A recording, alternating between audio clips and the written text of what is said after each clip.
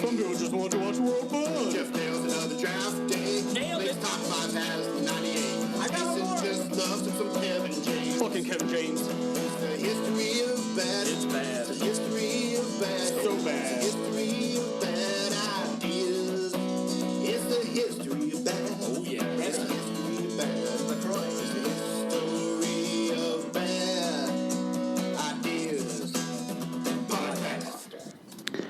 Please note that any comments, jokes, questions, maybe anything that we say on the history of bad ideas is all in good fun. And remember, we insult everybody. Our thoughts, opinions, questions, anything else, actions that we do on the show do not reflect any of our employers, organizations, advertisers, or anyone else that is associated with the history of bad ideas. And remember, at the end of the day, it's just a joke.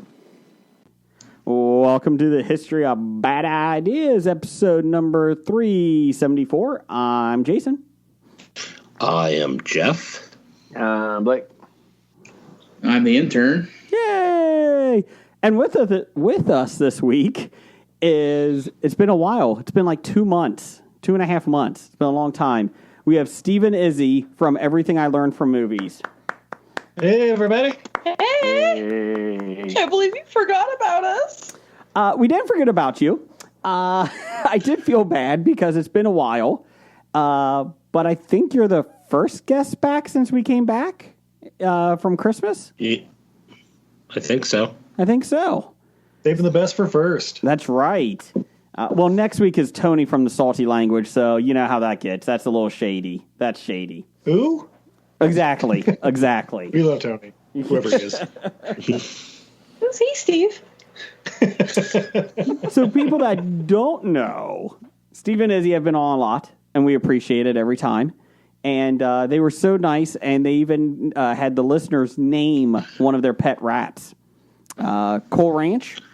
How is Cool Ranch doing? Cool Ranch actually got in a fight with one of his brothers, and he has an owie on his tail right above his little testicles. And because he's all naked, you can see it really bad, but he's doing pretty good. He's still the good boy. Goddamn low blows. So Are you who sure it's instigated the fight? Are you sure it's his tail, above his tail? Well, Tail and depends which testicles, tail. that's pretty close. I mean, It was a close call. He's just not the instigator. Ruffles is an instigator, and Zaps is an instigator, but Cool Ranch is not. Zaps. Ooh. Zaps is the biggest rat. Guys, he's like 1.5 pounds. Oh, guys, He's huge. speaking of Zaps, happy Fat Tuesday, motherfuckers. Oh, it is Fat Tuesday, everybody. Welcome. Listen up on Tom Nurula. I fucking hate New Orleans. I mean, Mardi Gras. Not New Orleans, just Mardi Gras. Sorry. Well, we're celebrating by drinking what I like to call root bourbon, root beer and bourbon. Ooh. First off, wait a minute. Let's get back to the question. Wife Izzy's been making food all day. I've been cooking all day. We had shrimp po' boys for lunch. I deep fried my own shrimp. I made my own rolls because we're snowed in and I couldn't go get rolls. I made jambalaya for dinner. I made king cake. We ordered a pizza. I don't celebrate Mardi Gras, but I celebrate Carnival. Oh, the Brazil version. Happy Carnival yesterday. How was it?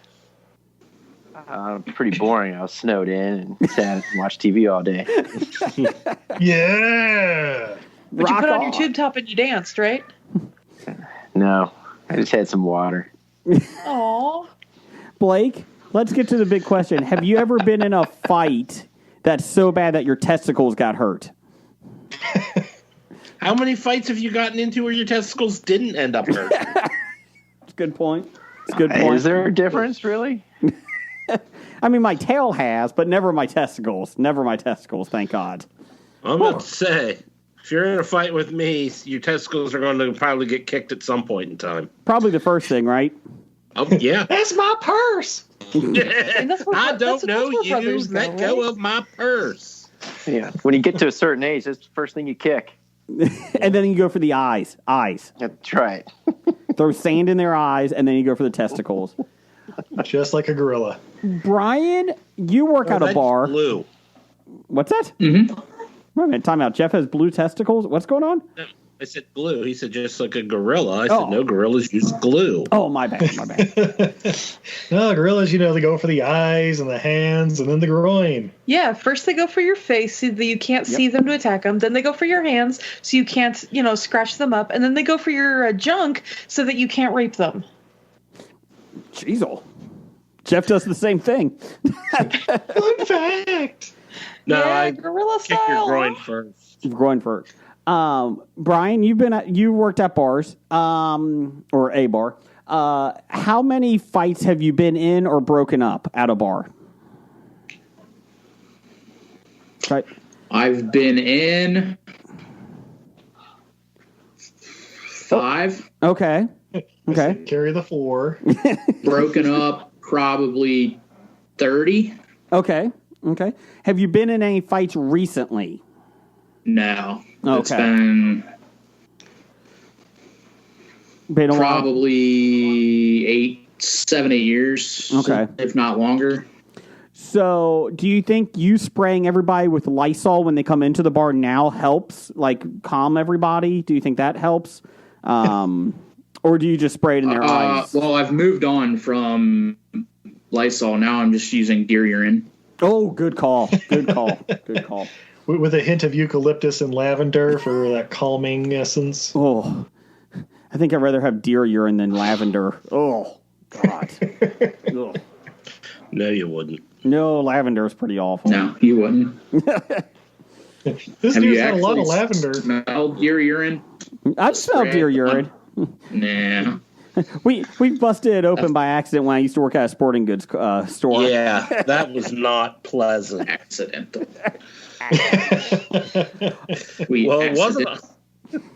It was not on purpose because. Well, to be By the time fair, I accidentally I figured somebody. Jim just broke it out and sprayed Jason with it. well, to be fair, there was deer running around the sporting goods store, and we had to test out the new AKs. So I thought, hey, let's just do it this way: break out the deer urine, we're good. Because I need AKs for hunting, so let's do it. So that's a real sport. Yeah, fuck you. AK-47, not just for home protection anymore. Nope. We need 87 bullets in a deer. Anyways, Jim's not here yet. I've called him, but he has not answered. Jim is not going to be here. He is celebrating Fat Tuesday. He told you this last week. I don't remember that. Okay, so Jim won't be here this week. Does anyone besides Steve and Izzy, who have obviously done a huge party at their house, does anyone care about Fat Tuesday or Mardi Gras? Jim does. Okay, Jim, obviously. Never mind. My question's mute. Never mind. Anybody else within earshot? Anyone? No, Anyone? Here's the real Fuck question the listeners want to know. Who of you are going to dare to do Lent? Oh, Lent. Well, I'm sorry, what? It's the reason you do Fat Tuesday and Mardi Gras and get drunk and debaucherous and whatnot is so that you can be good for the next 46 days for Zombie Jesus to come back. It's 40 days, and then when Zombie Jesus comes back, he's like, "Party, motherfuckers!" And then you can go back to your debaucherous Only way. if he sees his shadow. If Zombie Jesus sees his shadow, it's 7 more days of Lent. That's right. Damn it, I really wanted ice cream by the end of Lent, but he saw his shadow. Damn it. Oh. No, the last time I did anything for Lent, I gave up Catholicism, and I just kept going through Lent and on through the rest of the year. So you are technically the Lent Champion, because you haven't gone back to Catholicism. I guess. Good job. Good job. They didn't send me the newsletter to start again. I guess that's part of it. Or they're altar boys. Anyways. Sorry, was that wrong? Let's go check out Prinder. It's on the App Store. Blake, what would you give up for Lent if you practiced it? I stopped giving up things for Lent myself. Okay. For personal reasons, I thought, why would I prove giving something up 40 days to make a statement for something when I can just make a statement? Okay. Would you give anything up now? No, that's not the answer that, some people would want to hear, but. Okay. Yeah. If you're trying to better yourself, then just better yourself for forever and not just for 40 days. Yeah, exactly. It's just like I don't do New Year's resolutions. No. You know, why wait until New Year's to do it? I mean, if you couldn't do it before, you think you're really going to do it then? Well, because right before New Year's is Christmas, and you change everything you do at Christmas time. Really? Well, you could. You put a tree in your house. You spend a shit ton of money on presents for everybody else. I mean, yeah. You eat candy out of your socks. Exactly. Sock candy. I mean, it's a good calendar date to start stuff because, you know, the significance of January 1st or the significance of Lent. But my philosophy's always been, you know, why wait 364 days and make a difference in your life, right? Good point. What if you thought about it on December 30th? Well, then you could either wait 366 days or wait one.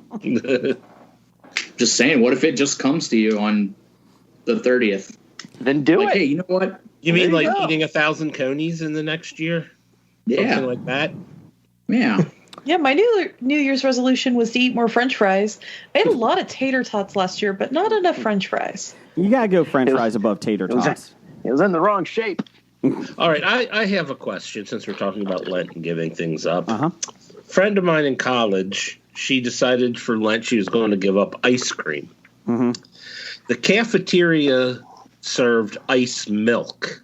Ew. And she said that was not the same thing. That is not the same as as milk. No. I mean, because it's horrible. Describe it. Well, it's not good, but I mean, I'm thinking, like, is it just a glass of milk with some ice cubes in it? Yeah, that's like saying I'm going to give up beer. But you know, wheatgrass, it was kind of the same thing. It's like, no, it's not. Exactly. You're going to give up beer, but Heineken Zero still counts. Ice milk is just ice cream without the cream. It uses milk instead of cream. Or sugar. Or frozen yogurt or anything like that. Pieces of brownie and cookie dough. And just have a brownie instead. Yeah. So would yogurt be given up too? Like, if you're giving up ice cream, I'd say frozen yogurt falls into it. Okay. What about sherbet? Oh, about what? Sherbet. Sherbet. Ooh, sherbet. Oh, sherbet's great. That's yes. I would classify sherbet as a non-ice cream. But sherbet only comes in like 3 flavors, right? No. Yeah, it feels like it. Comes in what about about McDonald's shakes? Since those really have nothing to do with ice cream. Well, they'd be easy to give up because they're never working. I can't do that solely because the Shamrock Shakes come back during Lent. Yes, they do. They're back. I can get them. That's how they get you. Wait. You like the taste of green food coloring? Because you can get that year round. No. Let me ask. So is the McRib still back? Oh, are they going to? I think it's gone. Oh, I was going to say, are they going to overlap? Well, I think what about the McRib shake? Is that still a thing? I think Demi Moore warned everybody in the Seventh Seal movie that the McRib and the Shamrock Shake cannot be at the same time. I think that's the Seventh Seal of the Apocalypse, so you got to be careful. Wow. You like that one? I pulled that one. Reference. You pulled that one. I got some movie references for Steve and Izzy this week. Have you seen the Seventh Seal? With Ingmar Bergman? No, it's the Seventh Sign, Seventh Sign, my bad. Seventh Sign. Oh, haven't seen Seventh Sign. I think I've seen Seventh Seal. It's just been a long-ass time. Yeah, it's like Death playing chess or some shit. Yeah, Seventh Sign, my bad. I apologize. Seventh Sign. It's Seventh Sign. I did see the Seventh Samurai. No, not the same. Robin and the Seven Hoods. Is that what you're talking about? No. Seven. What's in the box? What's in the box? A Happy Meal. It's always a Happy Meal. I was watching Family Feud tonight, and just show you that how I've gone down a wrong path lately. They asked the fast money questions at the end. One of the questions was, name something you would be embarrassed or upset by if your dog ate of your neighbor's. Like, he went to your neighbor's house and ate something. And the first thing I said out loud was children. And I'm just so embarrassed. Let's see if it's on the board. Number one answer. Wow. Number one answer was their pet. So I wasn't completely wrong. Speaking of pets, Two answer was their gift. number one answer was pet. Mail was not that high. Slippers, which I don't know how many neighbors are leaving slippers out, but you do you. But anyways, by the door. Well, their feet were inside of them. That was the weird part. Well, you got to remember the large retirement community that has time to watch these all day. It was on at 7. My oldest son went to play video games. My 2 other kids were like, "Oh, we're going upstairs to play," so they left. Then they got eaten by the neighbor's dog. That's right. He's still very embarrassed. It was very embarrassing to talk to the neighbor. Sorry. And then my wife was in a PTA meeting, so I literally had like 25 minutes to myself. I was like, "Oh." And you used it to watch Yes. Family. Well, 22 of the minutes. The other 3 minutes, yeah, we know what happened. Yeah. I ate a brownie. Anyways. Speaking of pets, Steve and Izzy, you guys have a new pet that I just saw on Facebook, right? And Yeah. what do you got outside your house right now? Yeah, so there's a neighborhood bobcat that likes to eat baby deer and squirrels, and he likes to sleep under our back porch. And we don't usually see him, but we always see like his little footprints and like little bits and bobs of things he's eaten. And today we actually got to see his little face, and he saw our faces, and our kitties ran. Does he eat cats? Well, our cats are indoor cats, so I don't know. I'm sure given the chance, he probably would. Yeah, I mean, he's a pretty big dude. He's probably right around 35, 40 pounds. Yeah, he's pretty stocky. Have you named him? What's that? Have you named him? Well, Bob, duh. It's a bobcat. Bob. Yeah. Good call. Good call. We call him Bobber. That cat ain't rat. 6 a.m. and that boy ain't right already. That's my purse. Bobcat was my college mascot. Bobcat? Ooh, did you go to Ohio? I did. Hey, go Bobcats. How much snow did you have out there, Steve and Izzy? About maybe 6 inches total. Okay. Yeah, 6 or 7, yeah. We were supposed to get 8 to 12, and then sleet decided to show up, and we got 4 inches where I'm at. We had about 1.5 inches on the ground already. I was quite disappointed that we did not get a foot of snow. I was pissed off. I was thrilled that we did not get a foot of snow. Did you have to go? That's too much as it is. Now, granted, I still would rather have snow than a sheet of ice covering everything. Mm-hmm. But have you guys seen the pictures from Oregon? Mm-mm. With the ice storm? No. I have not. Oh, yeah, they got hit with an ice storm. Like, it, like, caved in cars, crushed, like, overhangs. There's, like, 300,000 people without power still, including a good friend of mine and her hairless kitties. Her husband's taking turns putting the kitties inside his jacket inside the house to keep them warm. Oh, God. Did they lose the hair because of the storm? Oh, no. She just is an aficionado of hairless cats. Okay, just a horrible timing with their barber. I just say stuff now just to see Brian's reaction, because I love seeing Brian's reaction. Like, yeah, just like take a couple inches off as spring's getting here. Oh, shit. And we do want to say, good thoughts to people in Texas right now. We have many listeners down there. We got many listeners down in Texas, so they are doing rolling power outages. I don't even know, building a wall. I don't even know what they're doing down there, but they're having snow, and I don't think they have many snow plows in Austin. And ice, yes. No. So... no, they had that 130 car wreck on the expressway earlier in the week. Jeez, Fort Worth, yeah, like 6 fatalities. It was not good. Some of the video. Slow down, guys. There's ice on the road. Slow down. Yes. I know you're not used to it, but that should be pretty standard. No, I was kidding. And then we're supposed to get more snow tomorrow night, I think, or Thursday. So Thursday night. Bring it! Come on, let's go! I want. Yeah, snow. I'm tired of this pussy ass 2 inches of snow. Give me a foot of snow, people. I'm tired of this pussy ass 2 inches of snow. I want 0. No. You can't. No. Yeah, Yes. you heard Jason. Give him 10 full inches of snow. I love my 10 inches. Did you just turn into Fat Tuesday down there? He was singing snow because you said you wanted snow. I do want snow. 10 inches of snow. Brian, Licky boom boom down. Brian, you were very happy with the weatherman yesterday. A on little Twitter. frustrated. Yeah, a little frustrated.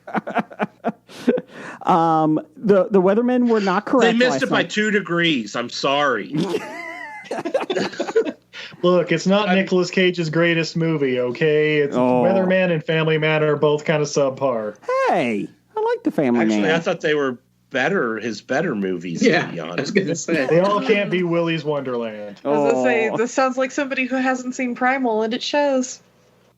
I still need You're to see damn that. straight. I still need to see Primal. So the weathermen here in Cincinnati were predicting a lot of snow, and then, like Jeff said, it was like a 2 degrees higher in the atmosphere or whatever, so we got sleet. But the best part was for 6 hours last night seeing them try to backtrack on their predictions and explain why they did not do as well as they should have. And again, they can't control the You environment. watched them for 6 hours? Yeah, What is that's- wrong with you? Well, I was at Ooh, work. I only have 25 minutes of free time to watch Family Feud, but I got 6 fucking hours to watch former sportscasters now backtracking on their weather reports.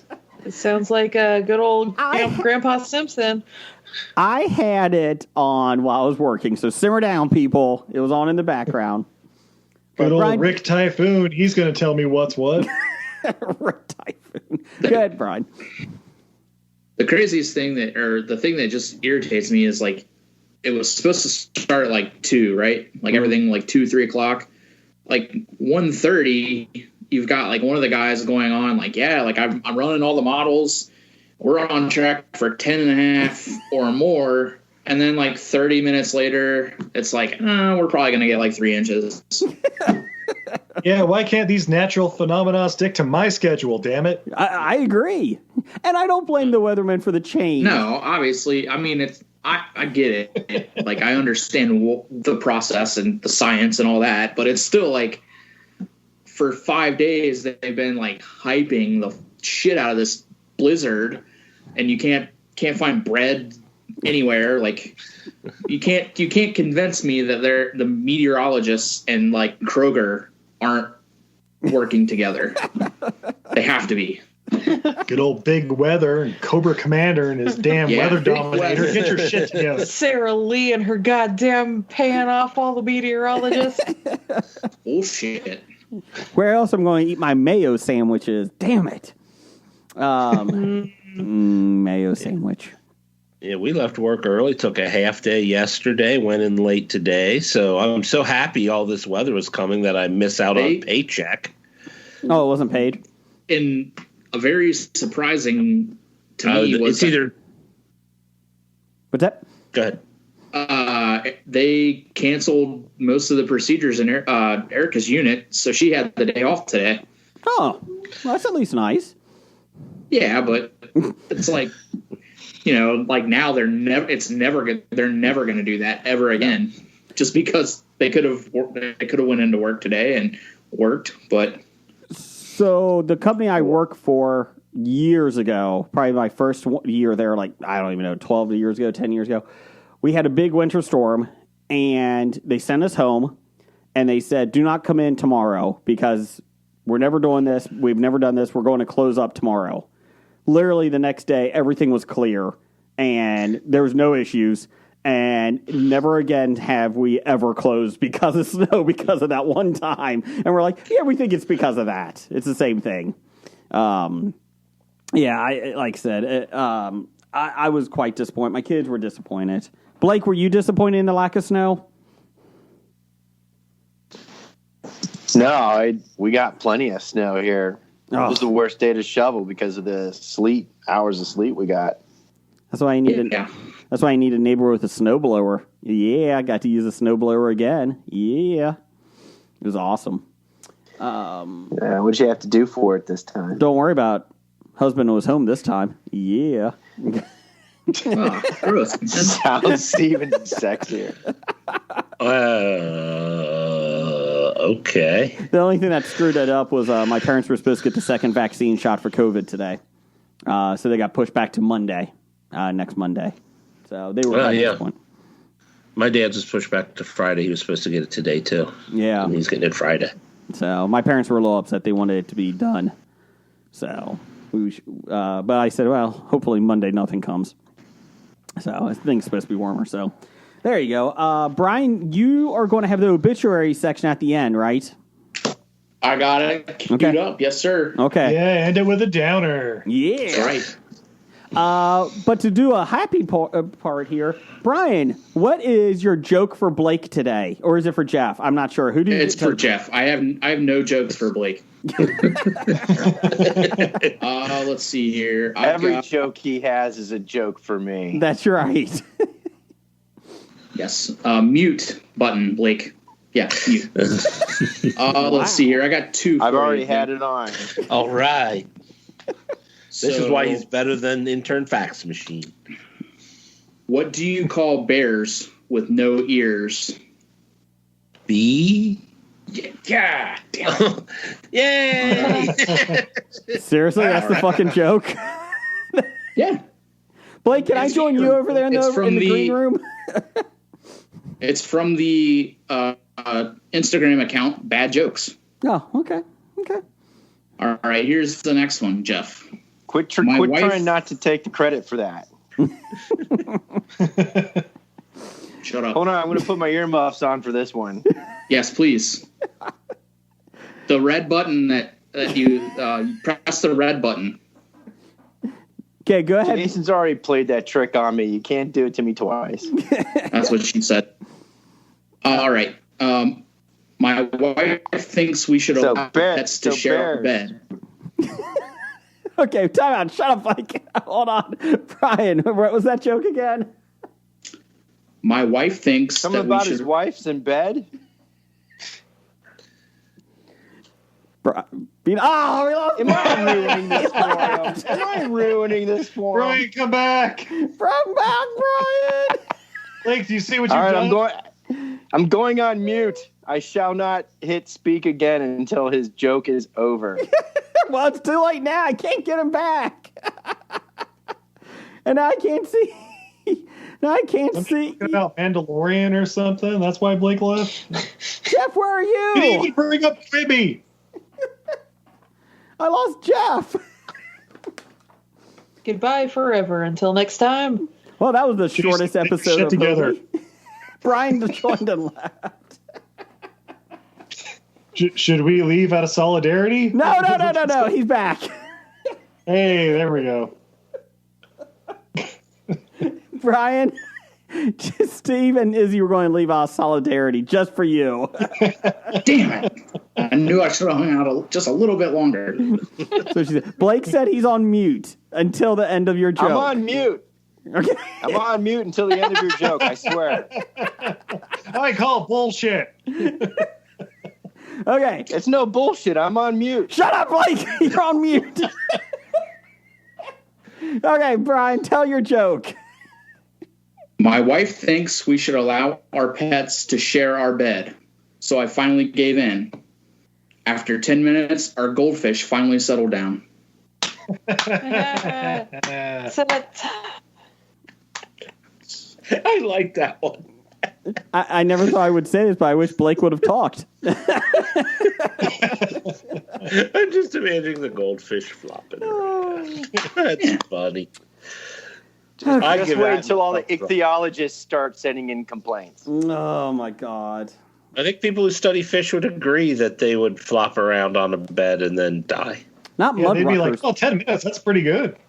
Mud ruckers don't. Mud ruckers can actually go on land and water. They're a type of fish.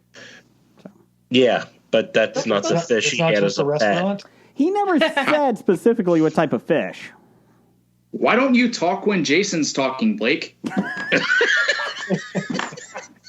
Do everyone a favor.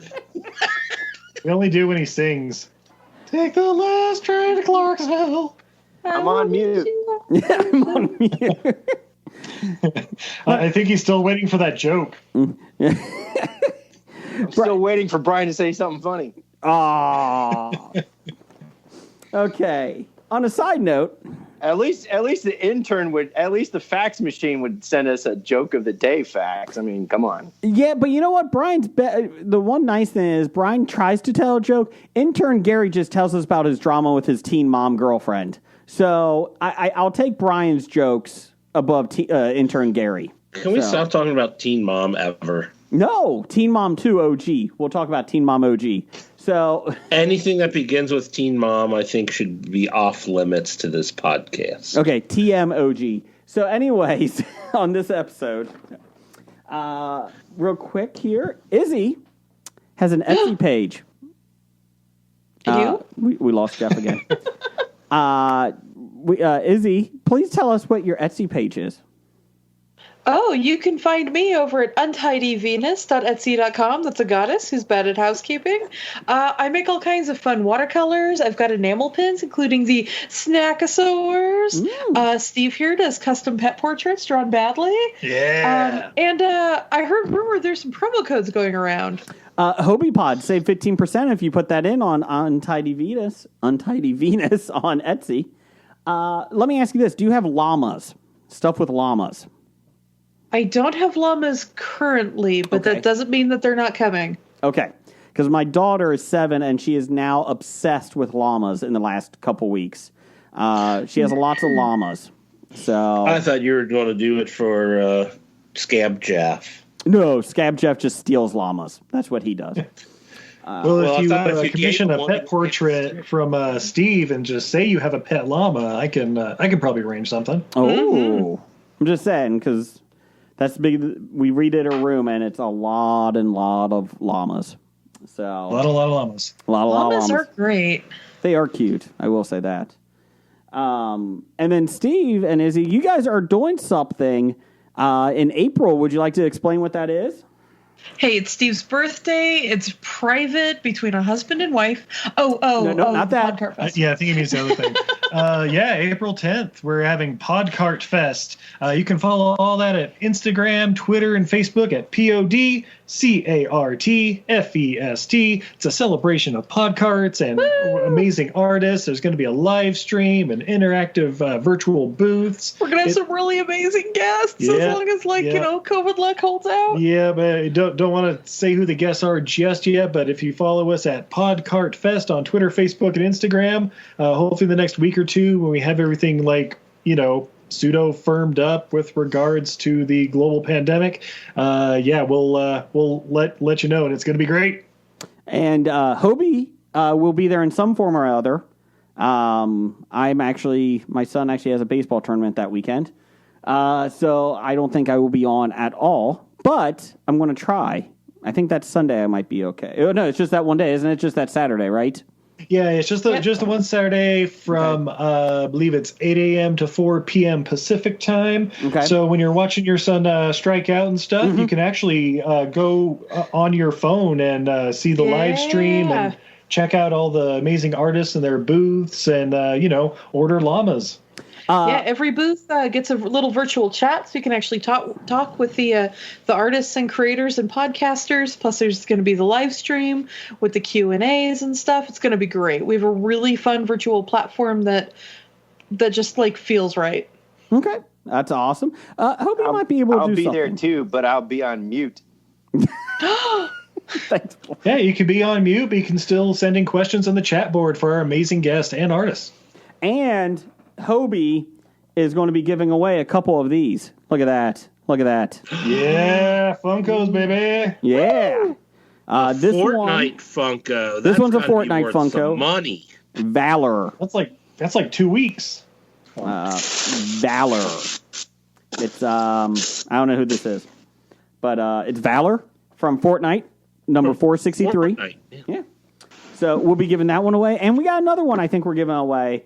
So we'll be having some contests there as well for you guys. Ooh. Okay, Archie Andrews is mine. Don't you fucking give that away. I want that thing.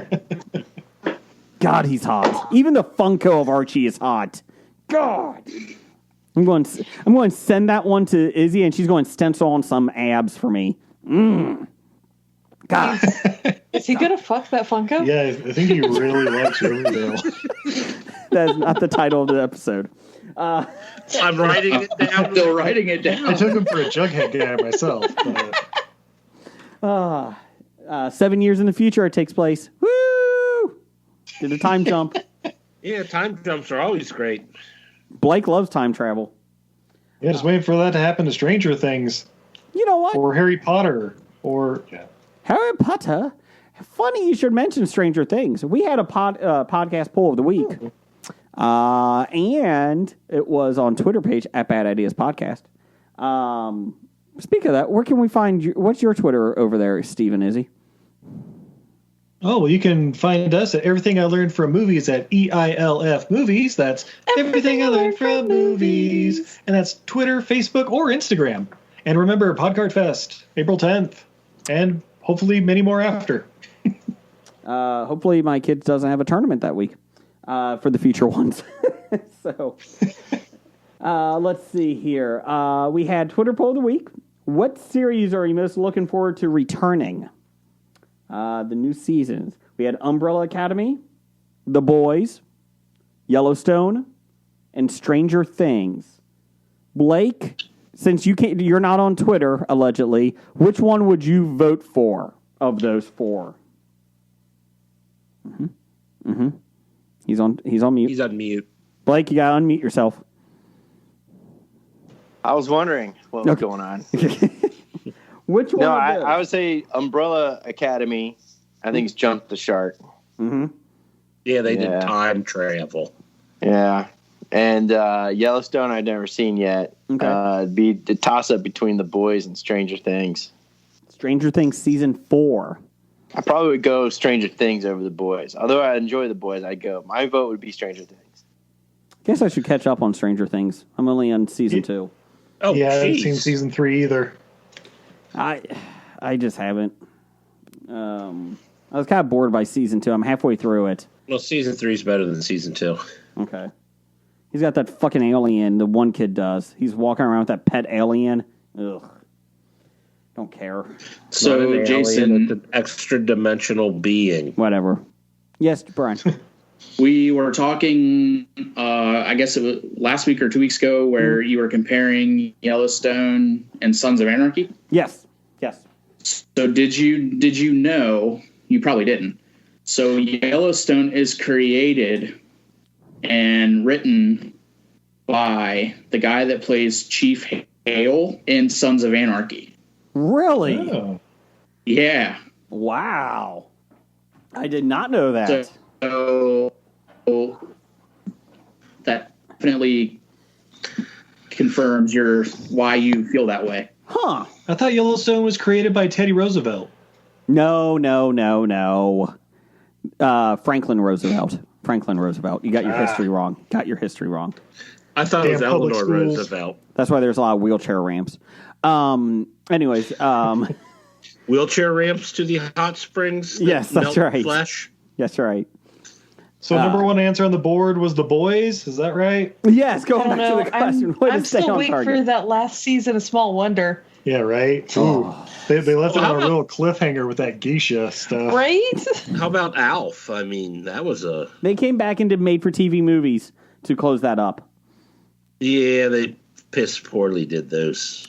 Let me get through this, and then I got a question Funky about Brewster's back. Yeah, I saw that. Right? Alexa Bliss, my future wife from wrestling, is on it. Can't go wrong with that. So in last place, Stranger Things was 16%. Third place... Well, obviously, I'm way off. I'm way off. Third place was Umbrella Academy at 20%. And then The Boys beat Yellowstone 37% to 27%. So there you go. Because I didn't vote. Pop Culture Cafe said Yellowstone, big cliffhanger, and it's original. Not a lot of Montana. Well written. Ranching dramas out there. Hope it wins. And if not, then he has a picture of Rip saying, "You gotta be fucking kidding me," because everybody loves Rip. Randy RJ Holt 666. He said, "I will have voted for Mandalorian." Same with Kevin at Cincy Explorer, and same with Doug, #1 fan. You know what, fuckers? It's not on there, okay? They only give us 4. Wait, I thought they ended the Mandalorian because it's going to be the Book of Boba or whatever. The Book of Boba Fett. No, Mandalorian season 3. Show. Yes. Oh, that's right, because every single character in the Star Wars universe now has to have a series because, they're not making movies anymore. Well, Blake if they're going to make money off of it, they will make them a series. Blake and I cannot officially announce it, but we did talk about the 2 guys in the cantina. We're in talks with Disney now for that series, that they're just going to be in the background of every major event in the Star Wars universe. The guy who lost his arm? I'm wanted in 8 systems. Yep. That guy? Yep. Blake and I are What in I'm talks. waiting for is the Christmas album from that Blue Elephant thing. Oh, the Max Rebo band? That's the one. Max Revo. We're gonna be the Rosencrantz and Guildenstern of the Star Wars universe. Lumpy or whatever. What was that, Blake? Blake, what was that? Lumpy. Oh, Lumpy. Oh. We're gonna be the Rosencrantz and Guildenstern of the Star Wars universe. When I watch Star Wars now, Blake, I always look for them because I always think where we could insert them at because it is I like our idea. I like it. Let's see. Don't talk. We're trademarking it though, so Disney's going to have to pay us. Of shows to be rebooted. Sure. I'm actually shocked that Alf has not been rebooted yet. He had a talk. Are you really? Yeah, I am. It's goofy enough and it has enough 1980s love that I think people would do it, or early 90s love, that I would not be surprised that somebody wouldn't reboot it. He's known. That's my thought. I mean, it's true, but it's also like, would it be puppet or would it be a midget in a suit? CGI. A mixture of the two, some sort of CGI. CGI, yeah. Just work Alf into the Star Wars universe. The Alphalorian or whatever the fuck. Oh, no, we got to work him into Marvel so he can join Guardians of the Galaxy. Oh, there we go. Time out. I like that. He would say Melmacian? No. From now on this show, he's an Alphalorian because I like that. I picture him as... No, guys, he joins the Marvel universe because him and Howard the Duck join forces and go gallivanting across the universe. Trademark it, Steve. Trademark it. I'd watch that show. Yeah, but you would watch a lot of crap. And I don't even like Howard the Duck, but I'd watch that show. Howard the Duck was good in those 5 minutes he was in Guardians of the Galaxy, those 30 seconds. That was about good enough for me. Howard the Duck is good enough for a post-credit scene. Yeah. That's enough. Yeah. Oh, so you guys aren't behind Disney's new Howard the Duck coming to Disney Plus? No. With premium access or whatever. Oh yeah, but it's for it's premium content. What? Would I have to pay more? Pass. It's bad enough I'm going to have to pay more for Raya and the Last Dragon on March 5th because my kids are obsessed with it now. They've seen the trailer and they're like, we got to get it. And I was like, watch Legend of Korra. It looks like it's the exact same character. Yeah, but that's anime. We don't watch anime.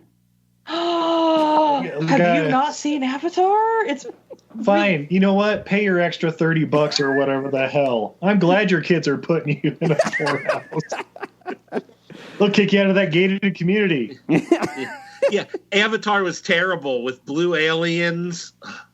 My oldest did ask me what Avatar was about because he saw a commercial for it on TV, and I said, well, according to Jeff, it's about giant Smurfs. And he's like, okay, I don't want to see it. Have you seen Dances with Wolves? Replace it with 8-foot-tall Smurfs.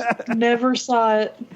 I don't think I don't think he saw Dances with Wolves. I think you haven't shown your kids Dances with Wolves? They don't know the legendary line, I've shat myself and there's not a damn thing I can do about it? Is that actually a line in it? Jason, how are you raising your kids? But they have seen The Postman 7 times. Oh, of course. They love The Postman.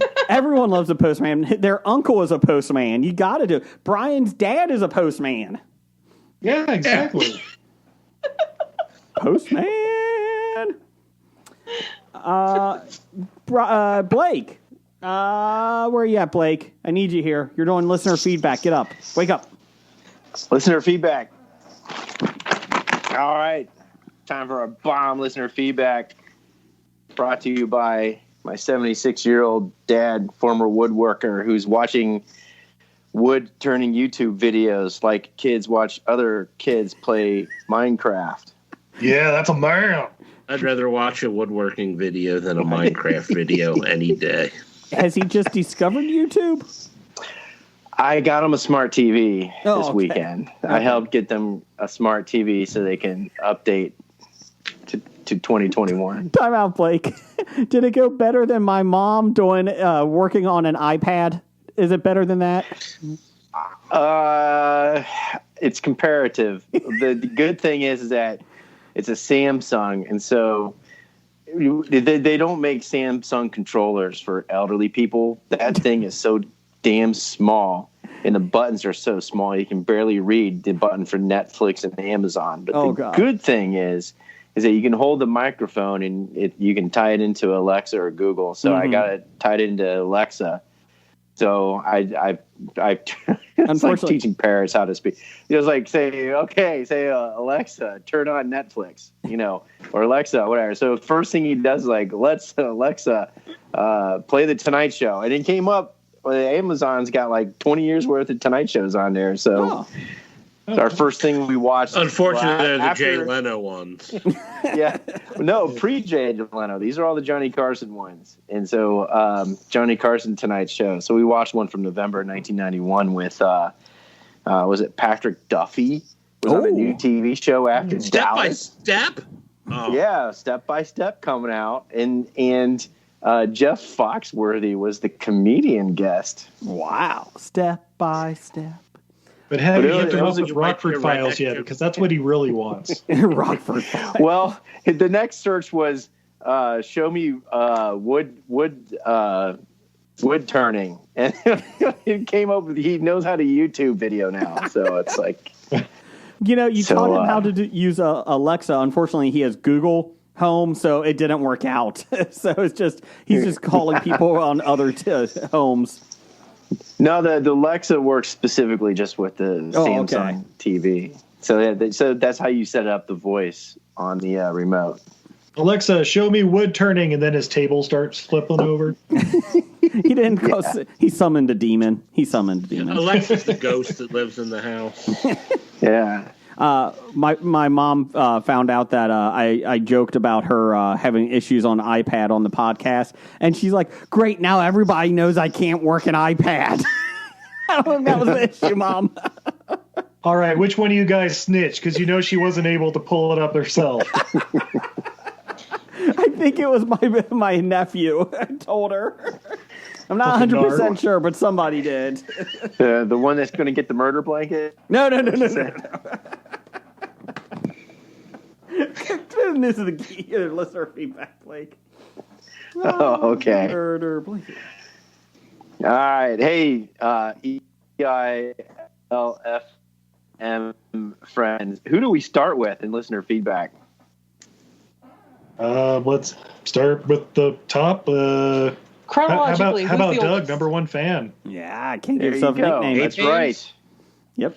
Sorry to put you on the spot with that quiz. All right. 7. From the artist formerly known as Big D. Big D.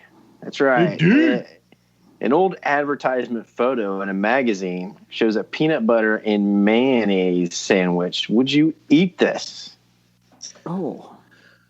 It's only missing a banana, right? Isn't that what Elvis ate? No, that was marshmallow, not mayonnaise. It was peanut butter and bananas.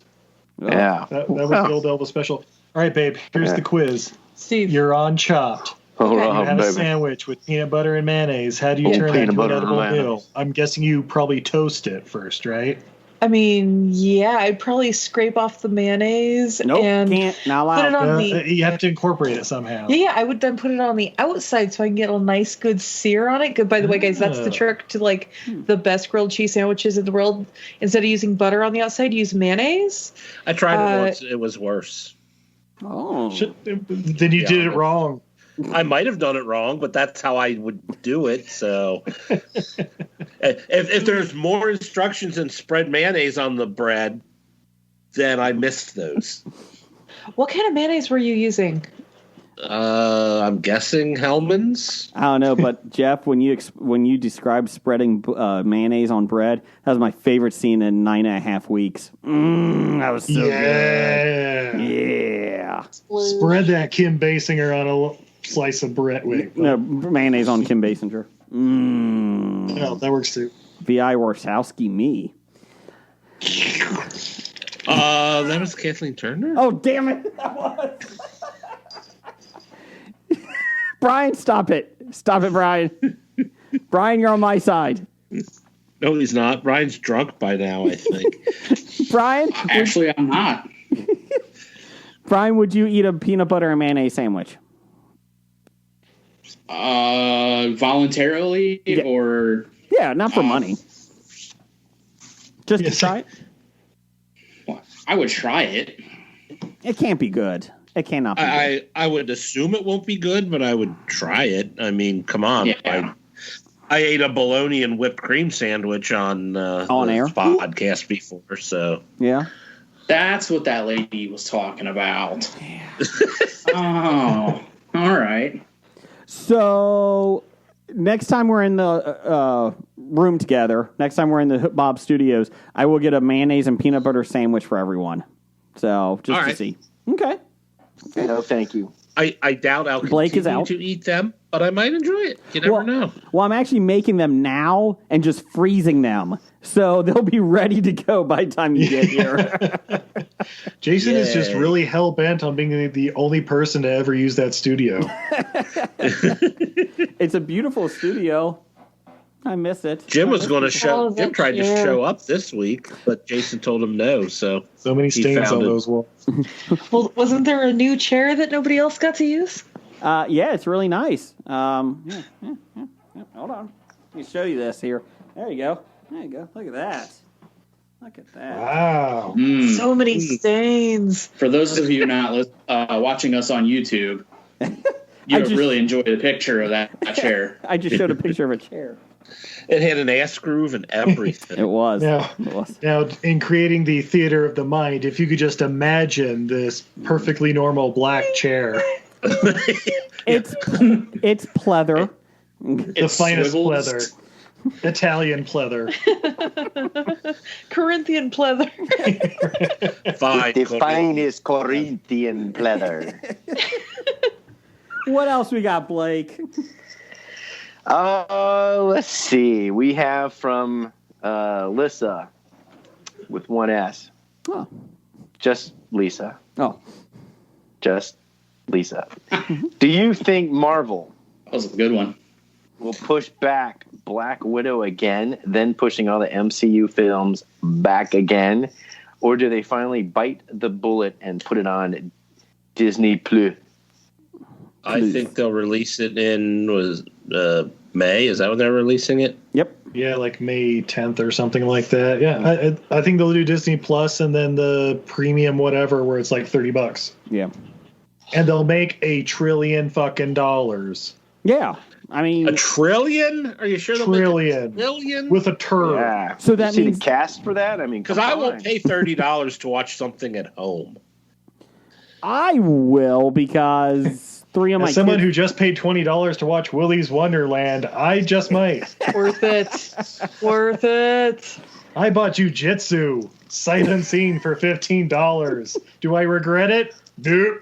It is a good point. I mean, there hasn't been a Marvel film in, a year and a half at that point?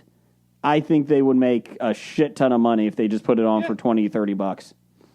Yeah, and then it's like, oh no, then 30 days later it's for free. It's like, okay, cool. Yeah. I think they'll release it in the theaters, so we can all Well, they'll go do watch both. it there. There'll be some theaters open, in By the May, rest of the I think fucking there'll world. be more. All right, I'll tell you. I think what, we'll if have they're some still- of. Well, ours are open here. I mean, hold on. if they're still doing the thing where you can rent out a theater space for $99, I'll go in on it with you guys and let's go, man. I'll do that. Jason still won't show up. No. because- How many people? How many we got? Probably the 30 people. Yeah, you used to do up to 20 or something in the. 20, I don't know what your 20. theater I think is, it was. 20. I think it's 20 or 25. As long as none of you fuckers are around me, yeah, I'm fine with that. That's cool. I'm in. There you go. I'll take my son. Yeah, we could do that. You take your whole family for that. No one else. Well, my daughter may like it. She may want to watch it. She likes anything with kick-ass female superheroes, so that's fine. I think your wife would want to go just to get out. She may actually, at that point, she may be like, let's just go. I'm excited that, Kevin Feige from Marvel said that he is pushing against not releasing it on Disney Plus. And he's optimistic that it will be in theaters only because he thinks the theaters will be perfectly fine by then. He's hoping. He doesn't think it is, but he's just hoping. You know what? I'm hoping too. Good job, Kevin. Here's the real question, though. Will it be better than Wonder Woman 84? Yes. Yes. Oh, I'm sorry. Yes. Was that too quick? Okay. Oh, we're supposed to give here's the some other thought to question. How could it possibly be worse? Go. Oh, God. They just have Scarlet Witch in it for 90 minutes. That isn't in that WandaVision. would make it better. No. Yeah. Good old Scarlet Witch Johansson. Yeah. Anybody see WandaVision? It should be pretty good. Let's check it out. Oh, yeah, we watched WandaVision. Yeah. We're caught up. Yeah. Spoilers real quick. We won't take too long like we did the last couple weeks. Quick couple minutes here. Brian, go ahead. What do you mean, spoilers? It's exactly what you thought it was watching the original trailer? Yeah. What spoilers is there, really? I'm going with the head of sword is Mephisto, is the devil. That's who I'm going with. Yeah, I'm not going with that. I'm saying Mephisto's out there, and he might be in cahoots with them for different reasons, not knowing it's Mephisto. But I don't think he's Mephisto. I'm going with it. I think he is. What about Dr. Sinister or whatever? Eh? Mr. Sinister? Mr. Sinister? Dr. Sinister, whatever. I don't know. You know what? Guys, I'm going to throw this out there now. Hear me out. Mm-hmm. Okay. What if the Scarlet Witch is the bad person because she's the one reanimating corpses and holding an entire city as her fucking play toy? Wait. Are you talking about the Scarlet Witch who used to work for Hydra anyway? Yeah. The one who started as a villain. But here's the big question. Here's the big question. The like recasting, so funny. Yeah. I'm in. I love that gag. It's so good. Here's the big question. What happened to her accent? I don't know. What happened to yours? Guys, she has the accent when she's outside the bubble. When she was angry. She was the FBI agents? Oh, she did? That's true. Yeah. You didn't notice? Nope. Yeah. So she's even better an actress than you give her credit for. You didn't even notice the accent came back when she was confronting the sword. Yeah. I will say Vision. So here's the thing that's going to piss me off, I think, on rewatching it and stuff when everything comes to light or whatever, is the things when it's like when the brother shows up and she's like surprised or whatever. It's like, oh, but she was running everything the whole time. She has, split personality or whatever. I don't know, whatever MacGuffin it is, or Mephisto, or I don't know, Ratigan from The Great Mouse Detective, whatever the fuck they try Oh my to make it be. God. And then it's going to be like, wait, but there were definitely a couple of scenes where that's not the thing. Oh, it doesn't matter. End of the episode. Have 12 minutes of fucking credits at the end of every episode. Yeah. Well, at least it is kind of interesting that she is trying to quiz him, as in trying to get him to, answer questions that only her brother would know. But then on the flip side, he does seem to have his own sentience, consciousness as well. He's noticed like, well, he can't die a second time, and she like whacks him. I don't know. I watched Dark Phoenix or whatever the hell. I think you can. I think I will say the scene of Vision trying to escape was one of the best scenes I've seen in the whole series. I love that scene. Oh yeah, of him just trying to escape the bubble, and then she's like, fuck you all, I'm expanding the bubble. Have a good day. Yeah. Turning everything. I like her turning the government into an actual circus. Yes. It's turning them all into clowns. Yeah, that was awesome. So but what happened to Darcy is she said, fudge. She better not be dead. Oh, she's not killing dead. Darcy. She's going to star in Two Broke Girls. Come on now. It's going to be her and Scarlet Witch just hanging out, getting perms. 2.5 broke girls. So, is the physicist that they're going to see Reed Richards from Fantastic Four? That's what everyone is anticipating, I think. I hope so. Oh, my God. From Fantastic Four or from Fan Four Stick? Fantastic Four. From the new version of Fantastic Four. Not the know, Josh. If she shows up as a waitress in the soda shop, I will give tons of credit to MCU. For who? For what's her name? Darcy? Darcy, yeah. Cat Williams. No, Cat Dennings. Put Cat Williams in as a waitress. Name Slipback. Waitress at the soda shop with the ugliest uniforms ever made. I heard you guys could use some money. I want to see Cat Williams as a waitress now in the MCU. They turned Cat Dennings into Cat Williams. No. Well, nice to meet you, Slickback. No, it's a waitress named Slickback. You gotta say the whole thing. Where's Earthquake? Blake, did you like this week's episode? Yeah, I loved it. It was awesome. So if you go on to BuzzFeed, where I get all my news from, they have 32 Easter eggs in this week's episode, and it's unbelievable. Post a link in our chat, man. Okay. I want to read it. I'll send it over. I loved it. The kick-ass? Yes, kick-ass. Oh, yes, right. She did make a kick-ass joke. That was awesome. Or the kids dressed as like Black Widow and Nick Fury or whatever for Halloween. In the flashback. The trick-or-treat scene in Sokovia. Yeah. With the old lady and the fish and the bombed out car and the gunfire shots and the automatic gunfire in the background. Oh my God, it was hilarious. By the way, here's the thing. Okay, so in Sokovia, in this universe, in the, let's say, late 80s, early 90s, there was a Black Widow and Nick Fury. Yep. So when does David Hasselhoff show up as Nick Fury in the next episode in like a little Wanda Baywatch thing? And that also means, would the Black Widow movie we've been waiting for to come out in May be set in 1984, a la some other movie earlier this year? That would be awesome. That would be awesome. It won't happen, but I'll be like impressed. Fast and Furious level plot planning. Right? Steve and Izzy in their home stand up and applaud. There is a lot of Easter eggs like to their comic books. Like the one is like, they had the symbol of 22, the number 22 that government agents did, and then they turned into clown, the circus, like 5 minutes later. And they're like, yes, because in issue 22 of the Avengers or whatever, issue 22, the Scarlet Witch and Quicksilver go to the circus and Vision. I'm like, what? I don't know if they tried This is like some number 23 shit I think they're trying to pull on everybody. Nobody wants I think they're looking a little too deep into it. Nobody wants that. I was quite upset they went straight to the Malcolm in the Middle stuff and not the Full House era.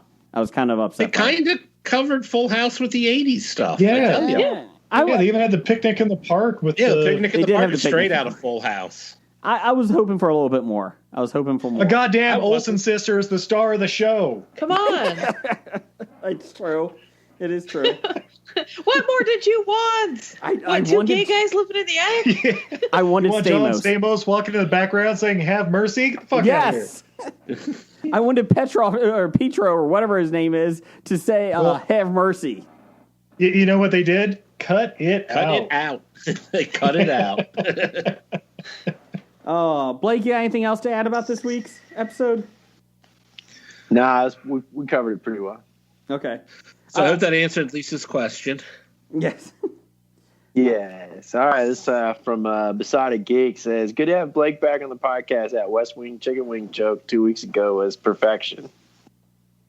I would like to agree that it is great that Blake is back, but that would mean agreeing with Stork, so I'm going to pass. Good call. I think he's being sarcastic. Doesn't he know I ruin everything? No. People are happy to have you back, Blake.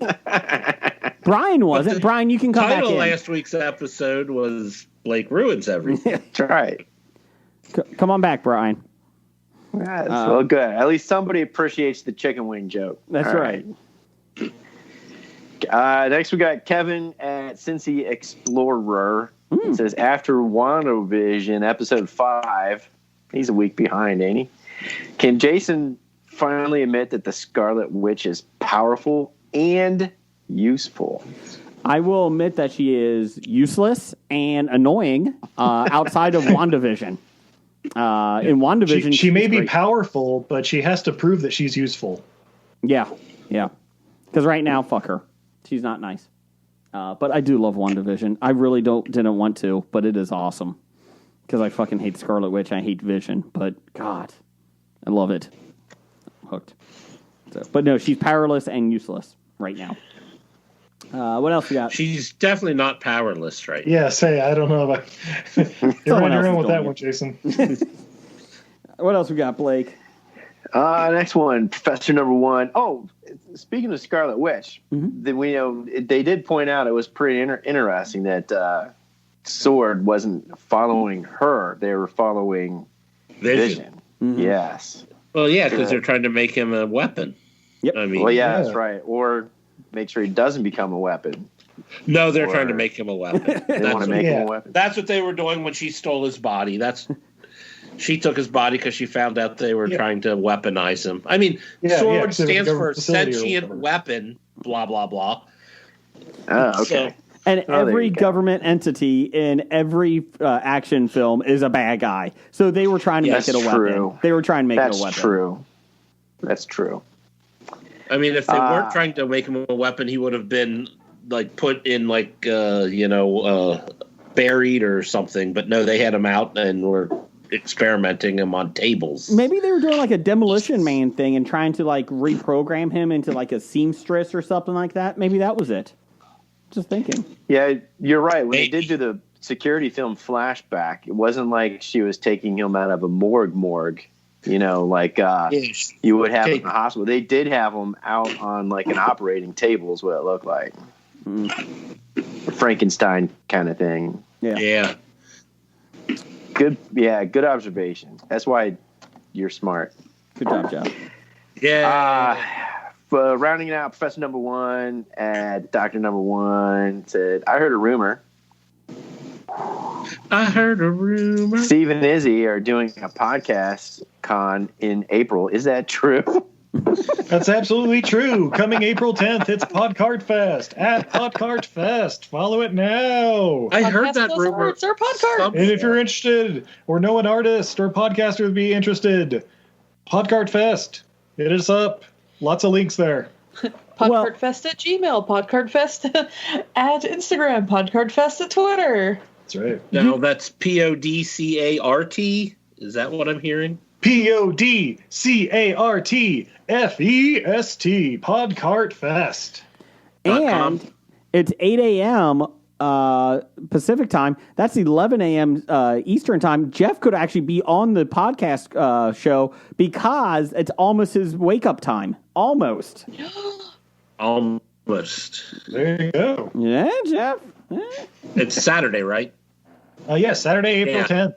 Yeah, I won't be awake by 11, so. But you'll be awake by 7. Don't you dare give that Archie. Sponsored by the History of Bad Ideas podcast. I will have, by 7 o'clock, I will have woken up and already taken a nap. Good job, Jeff.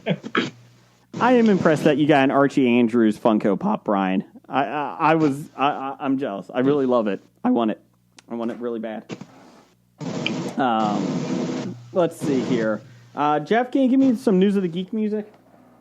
It's time for News of the Geek music. Oh, got static somewhere. Who is that? Let's see here. Per New York Post, TikTok star Daz Hari Quint Noyes' cause of death was suicide. Her parents confirmed. The rising influencer, who was also known as D, thank you, died at 18 years old on Monday. In a Facebook post, her mother confirmed that she had hung herself, according to the Daily Mail. On Wednesday, a GoFundMe account was set up. This was last week, I apologize. Was set up that included a message about what happened, reportedly from her father, who said, quote, "I only wish she would have spoken to me about the stress and the thoughts of suicide."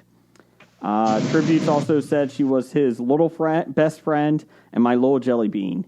Quote, "Now I come home and you're no longer going to be there waiting for me. I have to let you fly with the angels. Daddy loves you."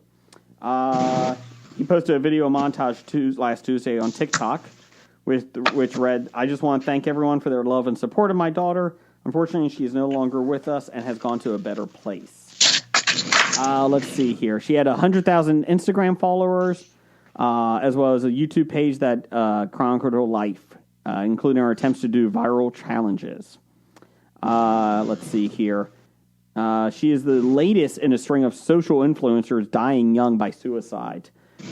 Jim brought this up off air. Is this indicative of young people finding fame too early before they can deal with it? I think Blake actually even mentioned something about this, kind of like the child stars, TV stars back in the 80s and early 90s going to drugs and alcohol and kind of, flaming out early. Is this the same thing with social influencers? Not to get too deep, but thoughts, anyone?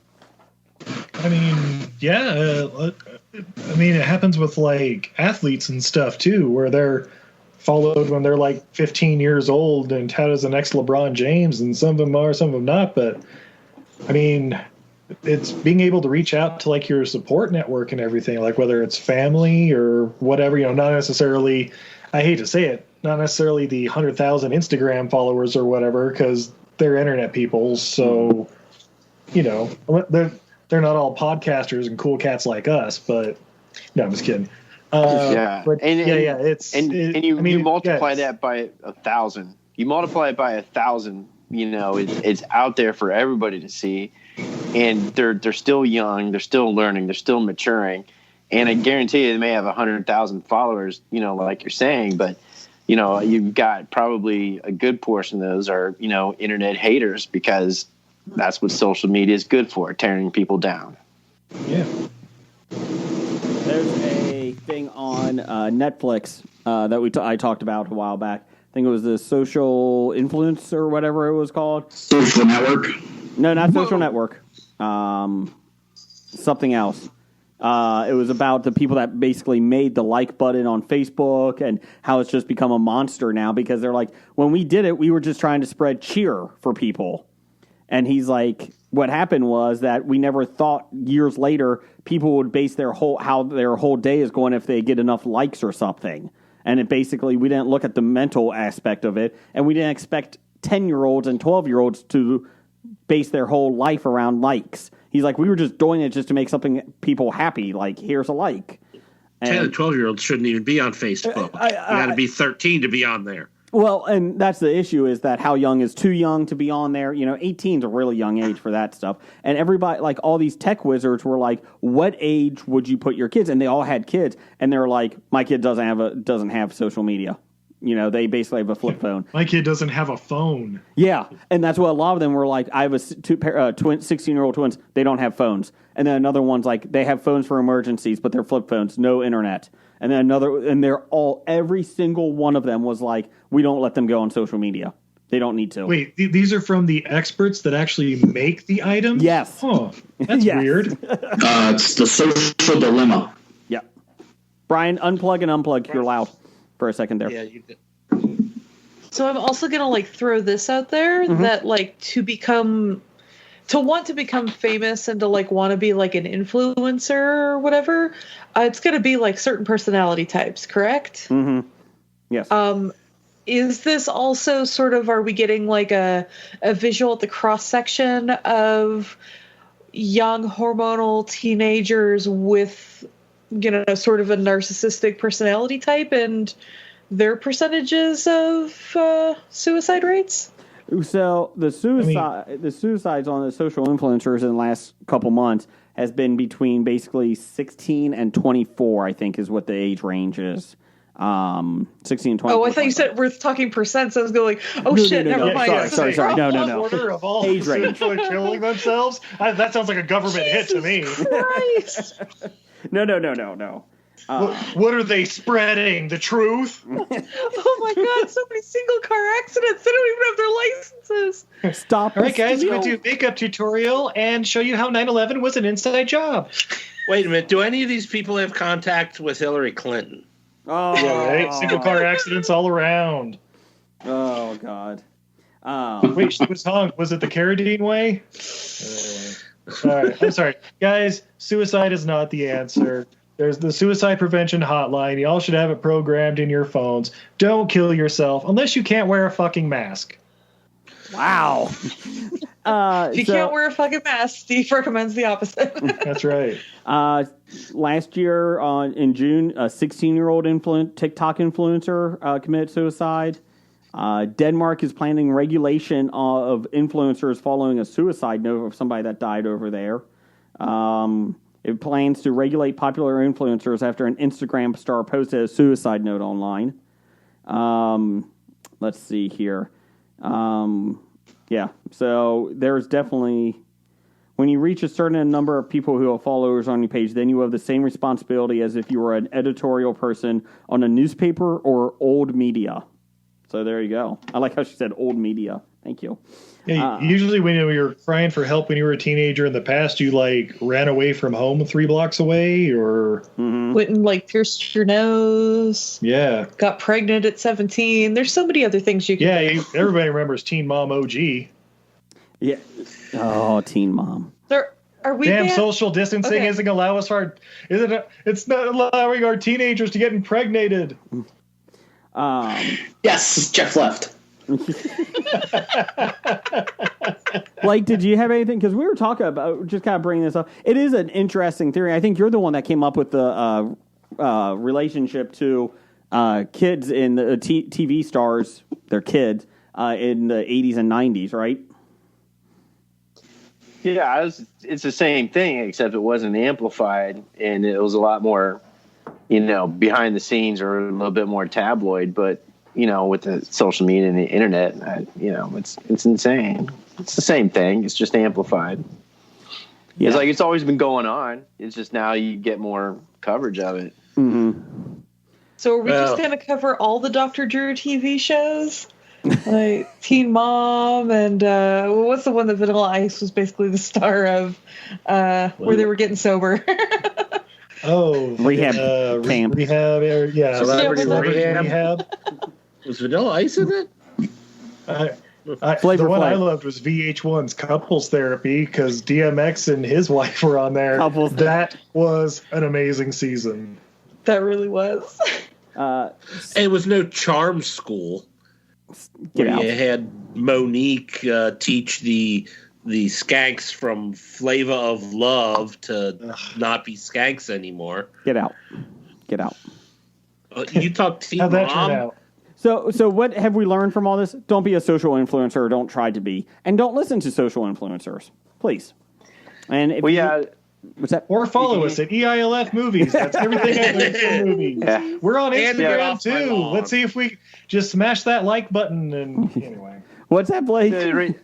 I remember it's just a good quote of a mother of one of these kids is she, when I gave, my daughter, a smartphone, I didn't realize I was giving her a loaded gun. Mm-hmm. And didn't teach her how to use it properly. Yeah. And it is. I mean, I haven't, raised two, girls, with Michelle, and was like, man, when they got their first phones and they got those camera options on there, we had a several hour sit down of what's acceptable and what's not. Yeah. And some of that is responsibility of the parents too. I mean, I don't want to, I don't want to put blame on anybody because, it's such a horrible thing and situation, but what disturbs me, the guy's making tributes on TikTok for her next. I'm like, that kind of disturbs me too, doesn't it? Doesn't it disturb you a little bit too? Well, I don't know, man. I was like, pay attention to more what's going on. I know it's easy to say, but it's harder to actually execute that because you really don't know what's going on with somebody and what they're doing. You can put one face out there on social media, and as soon as the camera's off, you're a completely different person. Correct. Correct. All right. Sorry to bring everybody down. No, but it's true. I mean, Oh, yeah. I mean, suicide's a serious thing. And if you're having problems with it, call the prevention hotline. I mean, hopefully you have a good network of friends you can, really talk to, or families there for you. But if not, prevention hotline's there to help you out. Yep. Well, don't be afraid to ask for help. Shit's real. And especially during pandemics. Yeah, well, that's just it. Yeah, with the pandemic, too. I mean, guys, seriously, don't be afraid to ask for help. There are people out there that care about you, even if they don't know you. Yep. Unless you wear a mask, then fucking kill yourself, because goddamn it. No. Okay, no. Sorry, did I get weird towards the end? All right, never mind. What's next? Speaking of worthless people, if you don't wear a mask, Johnny Manziel, Blake's favorite Cleveland Browns quarterback. Johnny football. He returned to football this week. Is it really football, though? It is football. Fan-controlled football. 7-on-7 football on a 50-yard football field where fans can pick the plays. Action Madden. Is that on a basketball court? Come on, guys. He passed. He was 1 for 5, passing for 11 yards. He did. On the and first he's not play starting for the Cleveland Browns? On the first play of the game, he ran for like 30 yards, and he had the end zone, and he tripped over himself. And he did say somebody caught him from behind. I don't think that was the case. Let's see. He seemed to be winded for most of the game from analysts. He was exhausted. And then, true Johnny, he learned his lesson. I think he should get an NFL shot here. He stated after the game, "Feels like I'm super washed up, but still had a blast. Win or lose, we booze on the Zappers." That's his team. So There you go. Look, I know Johnny Manziel's a controversial character, Heisman Trophy winner as a sophomore, Texas A&M, first round pick by the Browns, so he was destined for failure as soon as he got in the league. But then, I mean, look, I will not argue with that. It doesn't work out for everybody, but I'm just glad he's happy, because a lot of people all over the world have been ragging on him. And, it just doesn't work out sometimes. So whether it's you get hurt or discipline or whatever the situation is, I'm glad he's having fun with this fan football league where, what is it, they call the plays or some shit? I don't even know how this thing works. I think you can vote online on what plays to call. I don't know. It's weird. LARP Madden? Is that what it is? Yes. That's exactly what it is. Yeah, he's also had and apparently continues to have an alcohol problem too. So yeah, he and again, not to kick him when he's down, but he's kind of a douchebag. So let's see here. Real fans pick real plays is what it says. In fan control, Marshawn Lynch, aka Marshmallow Lynch, he has he owns one of the football teams. He actually suited up to try to play. And then he decided not to play right before game time. So there you go. Beast mode! Good news is when you go onto their website for fan-controlled football, you can't get to it. So that's great. It's 4 teams. Let's see what the rules are here. There's only 4 teams. You can't. Social distancing. Yes. 2 20-minute halves with a running clock, which only stops when there's a touchdown or a score, or at the 1-minute warning of each half. Let's see here. The aim of the league is only to have games that last an hour. I was going to say, so it lasts an hour. That you don't add an additional 4 hours of Bud Light commercials? No. This league's going to fold. It's actually Red Dog commercials and Zima. So. But will it last longer than the AAF or the XFL? Don't you dare, Steve. Don't you dare talk about the XFL, baby. Brian and I got season tickets with The Rock. Rock. Speaking of The Rock. Yeah, when it comes back in 2027? Next year, thank you. What's that, Jeff? So speaking of The Rock, did you see about his new TV show? Yeah, my kids are. Yeah, my kids are really excited about it. Let's see here. Teams will start on their own 10-yard line and try to drive 40 yards downfield. So if a field goal for the extra point, it's a one-on-one battle between a receiver and a defensive back. The extra point will have fans choose the wide receiver and defensive back, and will allow 3 seconds for the quarterback to throw the ball. There you go. The teams are Glacier Boys with a Z at the end of boys. Now up on the stage in Diamonds, Glacier Boys. Come on, girls. Those songs don't pay for themselves. It's 2004? Maybe. Let's see here. The Zappers, the Beast. With a Z. And the Zappers with like 3 Z's. And Beast with a Z in the middle there for some reason. And the Wild Aces. Let's see here. Aces. I did not hear that the first time. Wild Aces. Quentin Flowers is playing. Anuses for some reason. Oh wow, Wild Anuses. That's a yeah. Excuse me, I gotta go beat some cats. Do it. He was drafted by the Bengals. Quentin Flowers. Let's see, and DeAndre Francos. He was a star at Florida State. So let's see here. Yeah, on Twitch and in the FCFF app, you'll see run or pass when your team is on offense. You pick one, and you see 4 diagram play options. Lock in your favorite and get notified when which play won the vote, and watch the play unfold. So it's like Tech Mobile plays. Yeah. Christian Okoye, up the middle. Christian Is Bo Jackson coming back? Maybe. Unstoppable. I'm sure. Damn it. I'm sure this is going to get tons of stuff here. Tons of cred. I'm sure it's going to take off. Real quick. Was Kevin Hart going to buy the league? Speaking of sports, we became a sports podcast this week. Per Sport Bible, Super Bowl streaker Yuri Andrade, it sounds good, set to miss out on a huge windfall after the bookies he bet with canceled all bets connected with him. Following the incident where he streaked onto the field, there were claims on social media from someone who said they met him and the stunt would earn the pitch intruder a huge sum of money. That was all down to the fact that Andrade claimed to have put $50,000 on someone running onto the field during the game and having sent his friend to cause a distraction. His victory in doing so would earn him $374,000. Just to let you guys know, bookies don't like losing.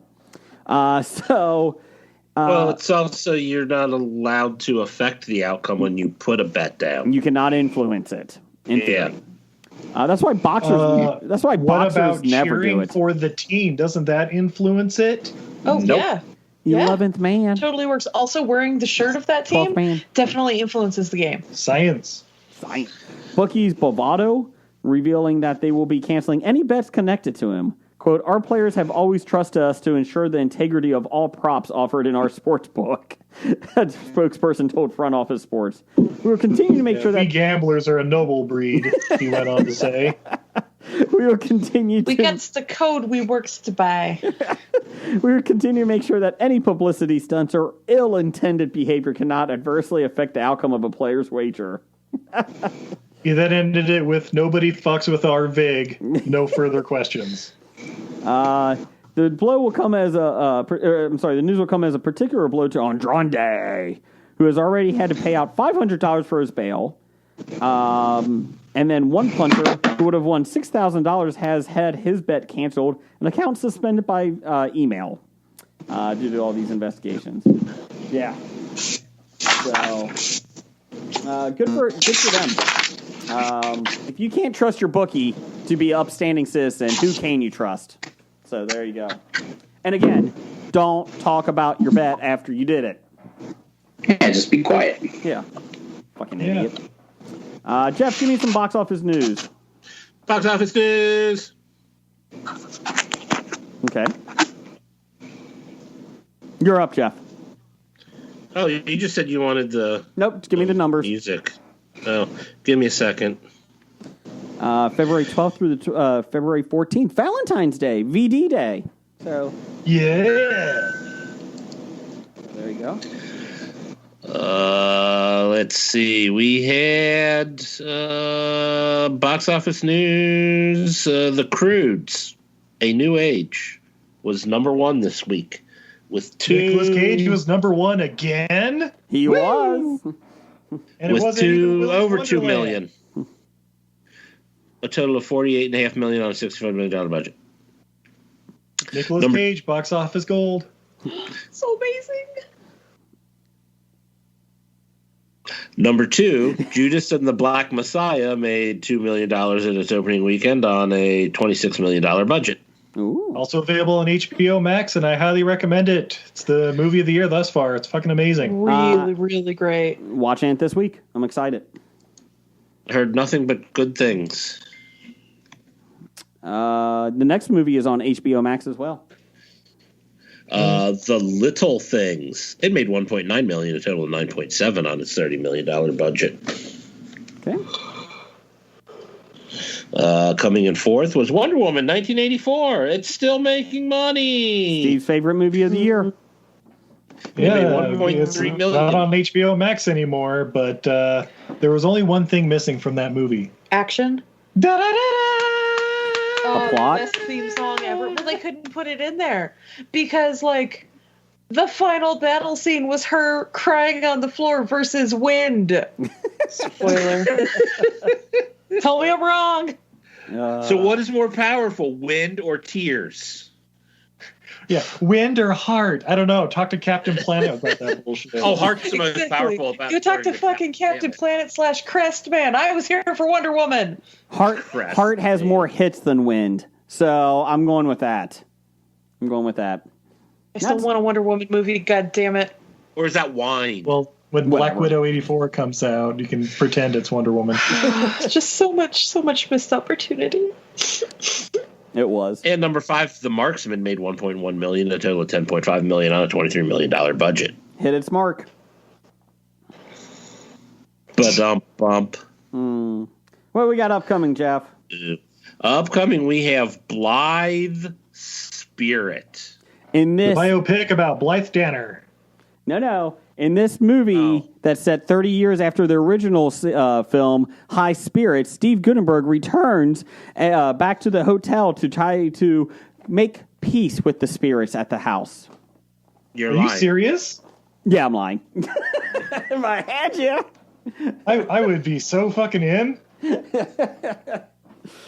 Sounded good, though. What else we got, Jeff?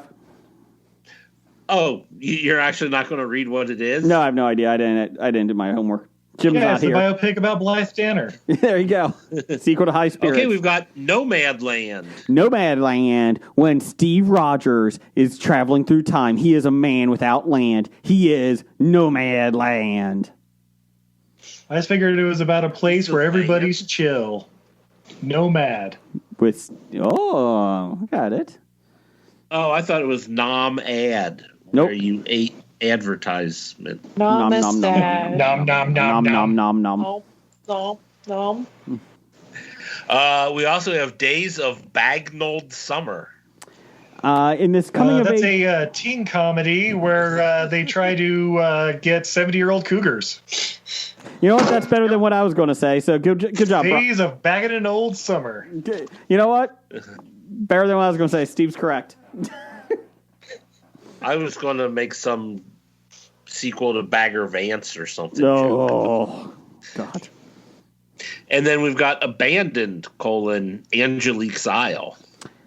This is a Cinemax movie, right? Yeah, it's a spinoff of the whole Emmanuel universe, I'm sure. When Angelique looks to discover herself after a recent divorce, she finds an isle that's completely abandoned, except for 50 women that used to be models. Now, will Angelique really find out who she really is? Angelique's It's a Isle. Wonder Woman prequel. Yeah. That aisle. The founding of Netasteri or whatever the planet is. Mascara. Mascara, whatever. Mascara. That aisle is the Weight Watchers cookie aisle in the Smith's grocery store. It's abandoned. But there are 50 A women. cold front comes through and everybody hoards cookies and toilet paper. Hey, nothing wrong with that. I was all set for, speaking of cookies, I was all set for the snowstorm. My parents stopped by real quick. They dropped off Girl Scout cookies that I bought for my brother. They dropped off a bag of... Your brother sells Girl Scout cookies? His daughter. So they were coming out. So they brought that. They brought a giant box of giant fudge rounds. They brought 2 boxes of Hostess muffins. and they brought Chips Ahoy cookies. I was like, dear God, I'm going diabetic here. So, Brian, would you like them that to drop sounds them like off? lunch. Yeah. Tell them. Yeah, I can shoot you my address, and they can just stop by, drop off whatever they got. Gotcha. Top 5 this week. Top 5. This week is top 5 favorite films that occur in snow or a cold environment. So I'm going to hit up Steve and Izzy. What is your number 5? Are you seeing on my list? Let's do it. All right. Number 5 on my list is a underappreciated classic from the 90s from director Rennie Harlan and starring Sylvester Stallone and John Lithgow. It is Cliffhanger. Honorable mention for me. Number 5 for me. Number 5 for you, Brian? Yeah. Put it on the board. Nowhere close to my list. Now, Steven I just watched this the other day, too. It really isn't a bad film. Fantastic. It's better than it should be. Even Michael Rooker's in it. Mm-hmm. Steven, is it's not as good as Vertical Limit. Hey, damn it! Quiet. Shut up about Vertical Limit. Shut it. Oh, are you serious? I'm sorry. Okay, fine. Spoiler alert. My number 4 is Vertical Limit. So you're saying you're taking bad movies? I keep forgetting that. Izzy, what's your number 5? Didn't it have that sequel, Horizontal Limit? Didn't that was as much? That was on Skinamax. That was Event Horizon. Horizontal Limit was on Skinamax, Blake. That's what I thought. Izzy, do you have a list, or are you and Steve collaborating? We are collaborating. It's Stizzy time. Gotcha. Brian, what's your number 5? Well, it was Cliffhanger, but I'm going to change it. And I'm going to say Better Off Dead. Don't! That was tied at number 3 for me. Jeez, put it on the board. Blake, what is your number 5? I was on mute.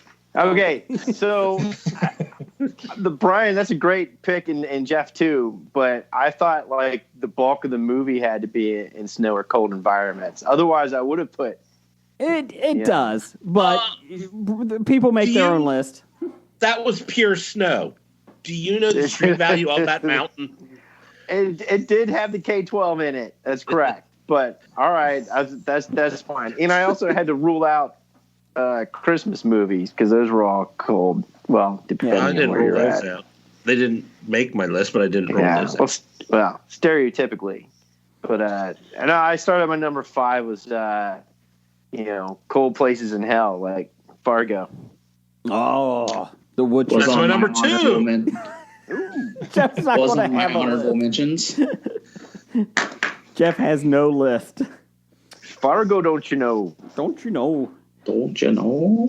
My number 5. This is up there, just because some background here. This scene made me have all my action figures of G.I. Joe reenact this scene many, many times throughout the years when I was a kid.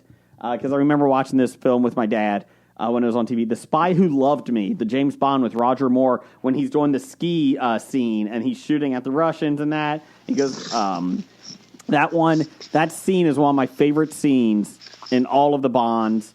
And it really, I remember watching it when I was 6 or 7. And there's a lot of Bond ski chases. There is. There's a lot of Bond ski chases. That one's 10 times better than A View to a Kill.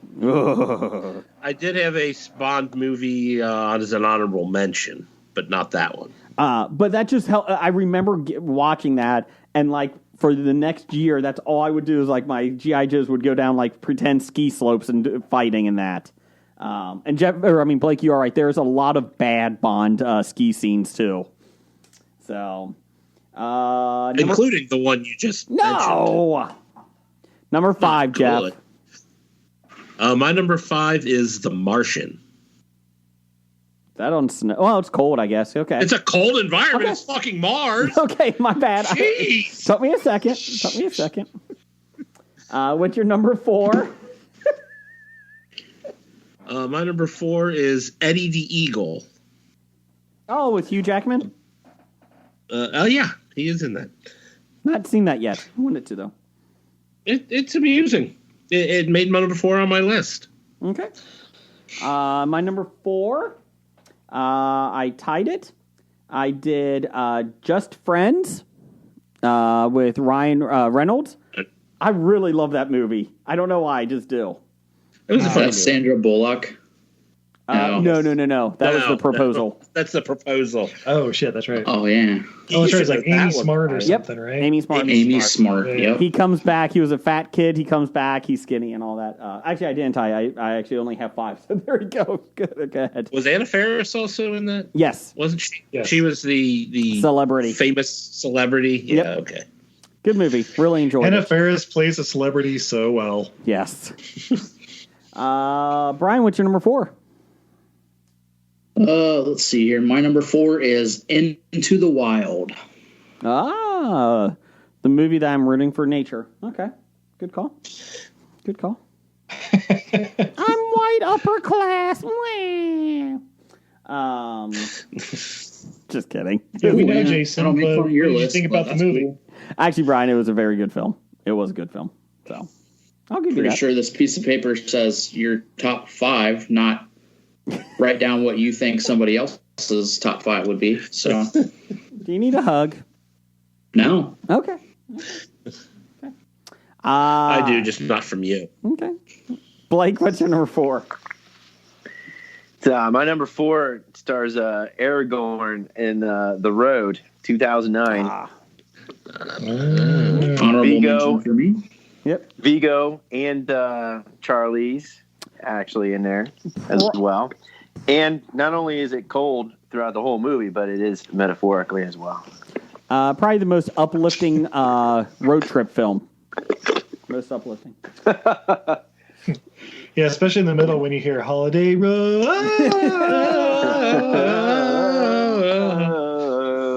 That would be awesome. Steve Izzy, what's your number 4? Well, we had Vertical Limit, but then you guys started mentioning like Christmas in space, and I like have to reevaluate my whole list now. Christmas in space. Yeah, so I'm gonna go with a Vertical Limit / Aliens, because I guess that might have been a cold environment. Yeah. Yeah. It's in space, so yeah. Yeah, right. Yeah. Yeah. I don't know. I think on the ship it was warm. I don't know. Maybe to some people below 72 degrees is cold. I don't know. Vertical Limit was my number 3. It tied for number 3. I love Vertical Limit. I do. Yeah, it. I haven't seen it in like 15 years, but I'm sure it's still amazing. It's still amazing. I saw it probably about 3 years ago, and it's awesome. I love it. I remember watching Everest or whatever a couple years ago. I'm like, this would be so much better if it was Vertical Limit. Everest was my number 3 as well. Oh shit! You just like those mountain climbing movies. I do. I love Everest. 7 years in Tibet. Is that your number 3 as well? Yes. God no. God. Oh, 3 Solo. Oh wait, that's in like the middle of California, right? Yeah, it's California. Good movie. 129 hours or whatever. Yeah. Oh yeah, 127 hours. Okay, That's in next week Utah, top but- 5 is top 5 mountain films. desert films. Brokeback Mountain. Yeah. What's your number 3, Stephen Izzy? Number 3, I had Groundhog Day. Bill Murray classic. Oh, Takes place in a blizzard. Yeah. I was actually thinking like, wait, didn't somebody freeze to death then? Like, no, that was Scrooged, but that should have also been up there. That's good. completely didn't think about that one, but yes, that should be on my list. Well, it's Groundhog Day Again. Brian, number 3. I haven't seen the movie in years, and we got to watch that again. Yeah. My number 3 is Cool Runnings. Honorable mention. That's my number 2. What you smoking, man? Feel the rhythm. Feel the ride. Rhyme. Get on up. It's bobsled time. Upside down. That was my number 2. Right. Such a good film. I see a bad bottom. Even though most of the movie Takes place in Jamaica. even though most of the movie takes place in Jamaica. Hey. It is the same Olympics that Eddie the Eagle was in. Brian. Again, this piece of paper says list your top 5 favorite films that occur in a snow or cold environment. Not it doesn't have to be over 80%. Amount of runtime has to take place in snow or under 32 degrees, or there has to be sleet or whatever. This just says my top 5 favorite films that occur in snow or cold. Cool Runnings. Oh shit! I just remembered in the Winter Olympics, so it's cold and there's snow on the ground. Brian, I'm with you, buddy. I got you, buddy. I got you. I don't know. I feel like if somebody doesn't say the phrase "I'm freezing my dick off," then it's not really a snow movie. John Candy says that in the outtakes. There you go. Blake, what's your number 3? Okay. So I did rule out Christmas, but I didn't rule out Thanksgiving. Planes, Trains, and Automobiles. Oh, I didn't even think of that one. God dang it. That's a good one. I took out Christmas ones, but I didn't. Oh, that's a good one. Damn it. You took out Christmas? Yeah, I took out Christmas. Well, his number one. Jason doesn't believe in Christmas. His number one was Jingle All the Way, and he was afraid he was going to get mocked. Close. It's close. I just want the Turbo Man. I want the action figure. Put the cookie down now. Remember when I said I would kill you last? I lied. Oh, wait, wrong. That's not Jingle All the Way. He said that to Sinbad. Hey, Sinbad, remember when I killed you last? Yeah, you did. Remember when I said I would kill your career last? I lied.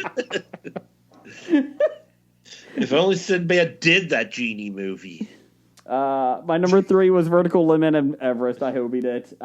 Jeff, what's your name? What's your number 3? I've got I hope he did. I got a 3-way tie. I had Better Off Dead, and I hope he did with Hot Tub Time Machine. Oh, and Out Cold. Out Cold. Yeah, Out Cold, where I first learned who Zach Galifianakis was. Nice. What's your number 2, Jeff? My number 2 was Fargo. Which was taken off the board by Blake's number 5. My number 2, I hope he did, because it was sports. Kept a theme, kind of like the Vertical Limit and Everest. So you're taking my number 1 off the list. Number 2 was Cool Runnings and Miracle. Oh, no, never mind. Love Miracle. You son of a bitch. That was my number 2. Yeah! That was your number 2, Blake? Yes. Yeah, great film. Great film. Just because they have Don't Fear the Reaper in there. That's all it takes for you to like a movie is Don't Fear the Reaper? Sure. Yeah, I'm surprised the Frighteners isn't on here. Hey, don't mess with the Frighteners. I was in the freezer for like 2 minutes, so... I love Don't Fear the Reaper by the Beatles. Great song. Hey, what? That was the Funkies. My bad. Yeah. At least Miracle on Ice was on, Miracle was on cold ice. And wasn't it the same Winter Olympics as Eddie the Eagle and the Jamaica bobsled team? No. Jamaican was 88. No. I know, I'm just trying to be... Oh, okay. That was 8 years earlier. Do you believe in miracles? So Blake had 2 was Miracle. Brian, I'm still waiting for the Jamaican hockey team. I mean, anybody do that movie yet? I mean, come on. Oh. John Candy is due for a comeback. 20 years after his death. I hate to tell you this, but John Candy's not that big a draw anymore. Aww. He would be if he was in a new movie. You do one movie like Wagons East, and all of a sudden you're a pariah. It's because he smells. It's because he smells bad on the outside. Ugh. Brian, what's your number 2? It smells worse on the inside. My number 2 is The Hateful Eight. Oh! Nice pull. Yeah. You know what? Great movie. Probably one of my least favorite Tarantino movies. Hey, but worst Tarantino movie ever. I give it 8 out of 10. That's Once Upon a Time in Hollywood. Are you sure it wasn't a B minus? B minus. B minus. Steve and Izzy, what's your number 2?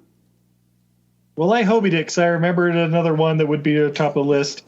I have the first act of Empire Strikes Back, The Battle on Hoth. That's my number 1. It's fucking amazing.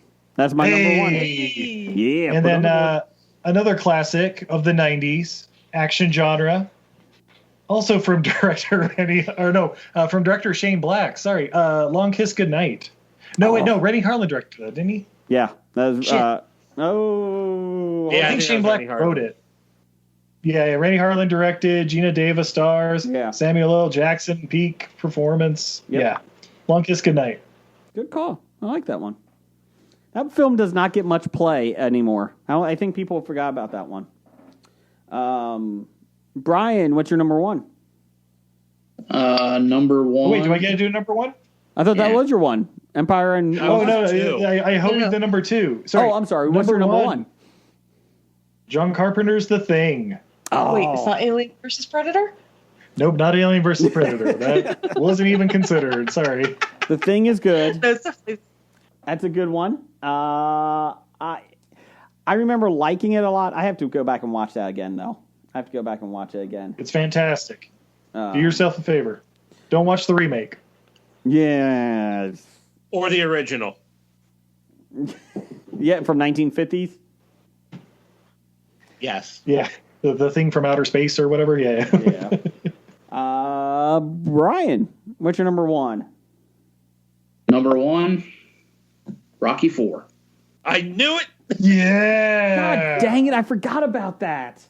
How did you forget about that? You know what? Empire Strikes Back falls out. Rocky IV is my number one, too, Brian. Solidarity, brother. I gotcha. I thought that's the reason you even came up with this list, was to put Rocky IV on I completely forgot about that. Damn it.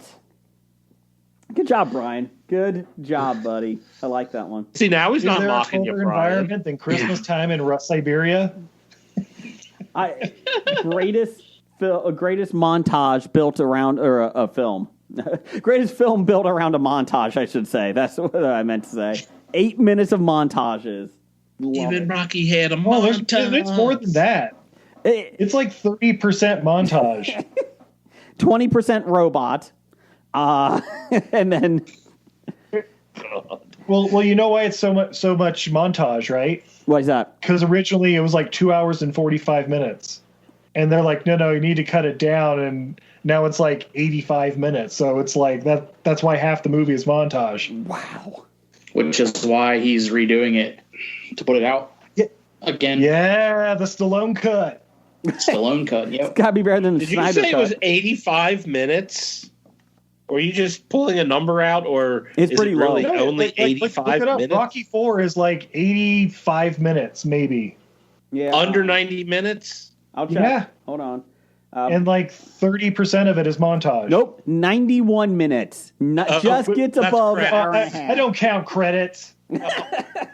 Well, Jason and I have a rule that if a live action movie is under 90 minutes, it's because it's crap. Yep. So Jason needs that to be over That's 90 a goddamn minutes. lie, and I bring to the forefront Crank and Crank High Voltage. Woo! Greatest movies You ever can watch made. both of them in like 2 hours and 12 minutes.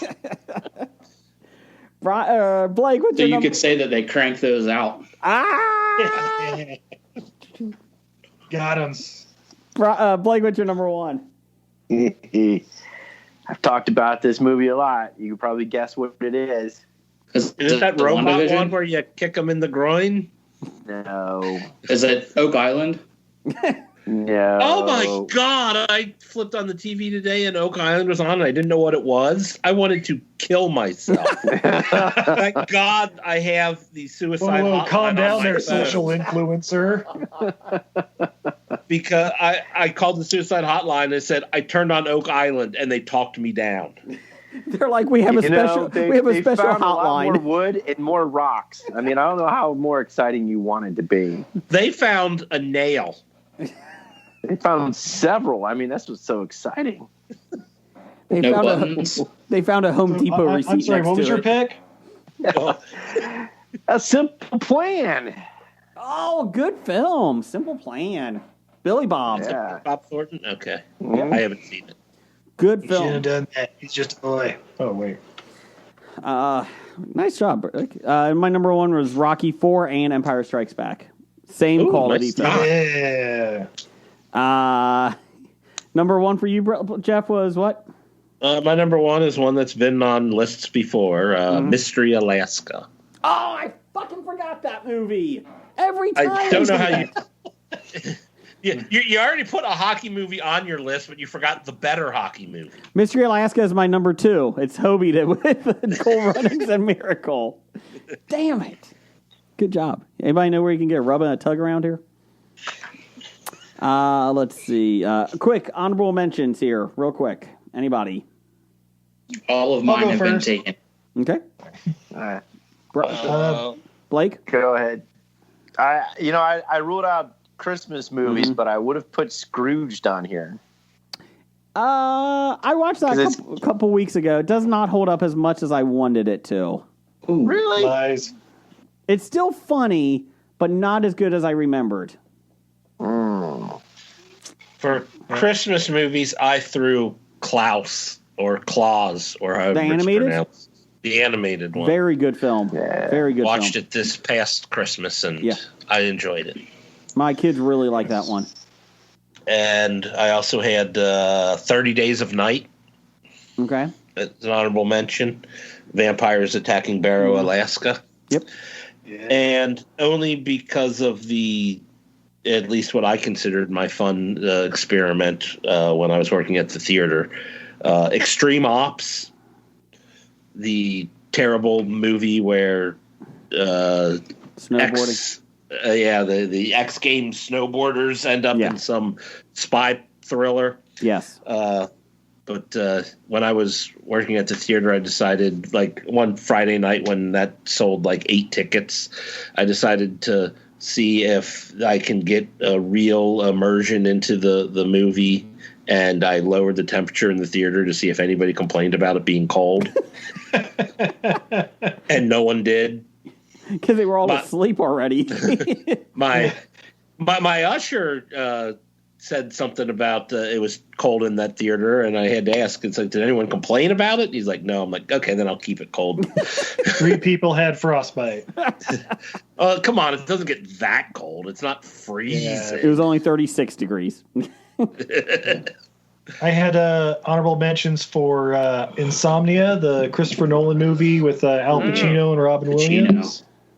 The Revenant. And then a couple of Stephen King movies I was surprised wasn't mentioned. Misery and The Shining. Oh, the Steven Weber Shining? Yes. Yes. No, the barely watchable one. The Jack Nicklaus or Nicholson. I would like to see famous Jack golfer. Nicholson. Yeah, that would be interesting. He's using his golf club to bust through the door. I just want to whack your fucking head off. Luckily, Chichi Rodriguez comes to the rescue. Ha ha! Because he's got The Shining. That's right. The Shinning. Oh, The Shinning. We don't want to get You want to get sued? Hey, I don't like people coming on the show that have better accents than me and better impressions, okay? That's everybody who's been on the show. That's enough out of you. Oh, so Jason likes a solo podcast. I get it. Yeah. Shut your whore mouth over there, Jeff. Very aggressive. We had listener feedback on this one. Kevin, since the Explorer, had Miracle, Chronicles of Narnia, The Lion, the Witch, and the Wardrobe, on purpose. Grumpy Old Men, Fargo. Grumpy Old Men's good. And Groundhog Day. Oh, what about Grumpier Old Men, though? I like Grumpier Old Men, too, as well. And Was Groundhog that in the Day. winter time, too? Yeah.